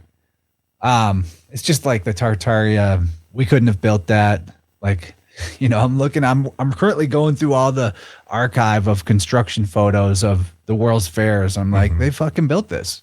Like, the proof is here. Like, this isn't just made up. Well, so I'm glad you brought that up, because that's probably the one aspect that's the newest. It's not the newest because I have dipped in and out of that subject, but I'm right there with you. Anything in the mainstream discussion, when I hear most of the Tartarian discussion, it comes off very like, that's all you got. You know, it's very surface level and like kind of almost like a lot of channels get committed to it because they built their channel around it, and so they can't backtrack on it. They can't backtrack. Might as well quit. Exactly. So it has a lot of momentum from that, but you know, they're very selective about what they'll show. My aim with bringing that aspect into it is more to unlock people's glue that we live in this linear technological evolutionary cycle, like project, meaning it's more of a cyclical thing. You alluded to it earlier. The myth of progression. Exactly. There's a lot of angles to attack that myth. Exactly. That's essentially what I'm trying to do with that aspect of the map, is say, listen, even if we're talking Tartaria, that wasn't the whole world. That's just one section of like Tartary. And it's not accounting for the global, it's not accounting for every culture's reinterpretive stance on history today. However, it's enough of a colorful lollipop style flavor so that people who really have no clue how we could maybe not be in the linear time trajectory that we all assume we are. Like, it's the first baby step to say, hey, rethink time based on just this and this. It's not gonna be as in depth as the technology part, but I'm gonna spend a little time saying, let's see if we can identify patterns in the narrative, because to me, that's the only thing I've been able to, we only have the information we're handed. So I agree with you that from a mud flood, Tartaria, kind of like just those two concepts. Because for the longest time, I was always like, what is, why y'all keep talking about Tartaria? Like, what is this? What is a mud flood? Like, when? From what I can tell, it's just something they would put on big chunks of land on old maps as like, like Asia or something. It wasn't a nation. So I can't find any records of Tartary or Tartaria as a nation itself. So it's kind of like Barbaria or like the Outlands, the Badlands or something like that. Well, my point, like, I won't be framing this documentary to make the case that there was a nation called Tartaria. I'm only bringing it up to say, hey, have you ever taken a serious look into this history timeline conversation? Because when you do, I believe you'll find that it has the same belief cycle set up that all these other industries have. And certain people do a good job. Mike Wilkerson, he was at the... Oh, yeah, he's the shit. So I've talked to him. I actually need to hit him up. I talked to him like maybe the second night we were staying at the hotel. It was like 2 a.m. We were both eating like Frosted Flakes in the hotel because it was the only thing. We were so hungry and the bar was closed, but they had cereal, and we were like, "Okay, let's just eat some Frosted Flakes." So him and I stayed up to like 3 in the morning eating Frosted Flakes, talking about some similar things. And he had the same general overview, like, "Hey, you know, they kind of like toss some low hanging fruit out there to make people to kind of like." Discredit, I should say, legitimate challenges to this historical narrative.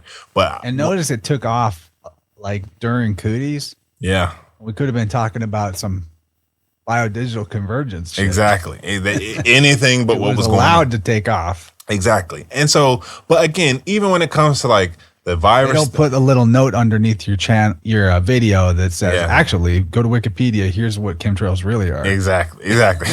Well, as if we haven't even seen past that little community note thing. But the point is, I don't like what I'm hoping with this doc isn't that I present myself as an expert in any of these subjects. It's really me saying, hey, I'm learning just like the rest of y'all, but I think I see some patterns developing. There's a there. There's a pattern there, and I'm still trying to, what I'm hoping that it does, especially if it gets any sort of viral success, is that it brings in people from history and politics. Catherine Austin Fitts is someone who I've had two different people like forward this link to her, like I want her to see this because I would love to interview her about it. But when she first had her conversation with Plandemic, and then they released that behind the scenes 30-minute video where she's talking about the banking industry. And she's the first person I ever heard say they're trying to put an operating system on your nerves. I remember downloading that video. I'm like, this lady, she's like, I know she worked in the government, but I put her in the category of people who just was good at what they did and figured out when they're in the middle of it, how it really works. Like most people. And then I met her at Confluence just last couple months ago, but we didn't really get to talk that much. So someone like, I never forget, I uploaded that video to my Google Drive and I went to go share it with someone. And it was the only time I'd ever seen censorship on Google Drive, bro. Whoa. Where they were like, that happened to me during COVID. You can't share this file. Yeah, that actually happened. I don't remember what the file was though. I remember that happening to me once. And I remember being like, it's not on YouTube, y'all. It's on Google Drive. It's like Dropbox or WeTransfer. Like, what are y'all doing even caring about what I'm sending? People send all kinds of nefarious like data. And they were like, nope. And then it was my Google Drive. And so I'm like, well, let me make sure I have a downloaded copy on my own computer. And I couldn't even download the file back to my own computer on my Google Drive, bro. And that was when I was like, they don't want this lady's info out. She's obviously hovering over the mark. Flash forward several years, I don't think you'll get the same censorship, but they got shots in arms already. They got shots in arms already. Yeah, they got what they wanted. So I really see her work as someone whom like, can you give me extra resources? Like I'm hoping that it sparks the blind spots that I have to have other experts in those areas where I have blind spots chime in and be like, actually, I see the pattern you're putting forth, and here's some evidence to support that pattern, because I think everybody wins when that happens. If we could get all the smartest people in each one of those 8 categories to sit in a room, that would be like so much ground would get covered. I remember talking with Dr. Mari Arce right at the top of Elementals. And, I've known Sabrina for, pushing a year now. And I'm explaining to Dr. Mari certain things I had learned from Sabrina. And it's not like she was debunking me. It was kind of like, she's like, well, I don't know. Like I've not seen it that way though, from what I understand. And I was able to articulate what I meant. She totally understood. And then her and Sabrina even met and they had a great time talking. But I remember thinking, if a Dr. Arce and a Sabrina can come together on the virus and like biodigital conversation, that is a nuclear bomb of information. Just those two ladies right there. Just for Sabrina to catch the pockets of what she's saying and for Dr. Mari to catch the pockets, the nuances of what Sabrina talks about that Dr. Mari isn't paying attention to in terms of like quantum networking. I know, that's always my favorite is when I love when I can do a podcast where I get two people to meet for the first time who will totally, their minds will blow when they find out each other's thing. Yeah. That's what happened with Topher and Sabrina. Because Topher had been, he's like, can you connect me? And I said, yeah, she's pretty private, but I'm pretty sure she'll be down to connect. And then they did it and they set up the Zoom and they invited me to be on the Zoom. I was just traveling at the time and I got my time zones mixed up. So basically I woke up to get going and they were already an hour into the convo. And I had such a big case of FOMO that day because I remember being like, I want to be there though, but no, this is exactly the type of conversation I want to be. And Topher just didn't want to like stop the meeting to like let me in. It was just like a lot going on that morning, but that is the exact type of thing that I find very inspiring too, when you can get two super smart people and two separate fields to kind of come together and be like, actually, what you're saying has a lot of merit because XYZ. It's just like, it's really cool when that happens. I just realized you are in that Friday group on Telegram, aren't you? I am, yeah. The super scientist group. Yeah, I know, right? I ghost it. I do chime in every now and then, but I'm usually just looking at what other people say. Me too. Sometimes I might throw it out. Okay, I got to go. I got to get to the bank. All right, brother. It closes. Have a good afternoon. I'll see you later. Yeah, I'm going to try to put this out Wednesday. Okay, cool. If Mercury allows me. I know, right? Okay, great. That's perfect. All right, see you, dude. All right, peace.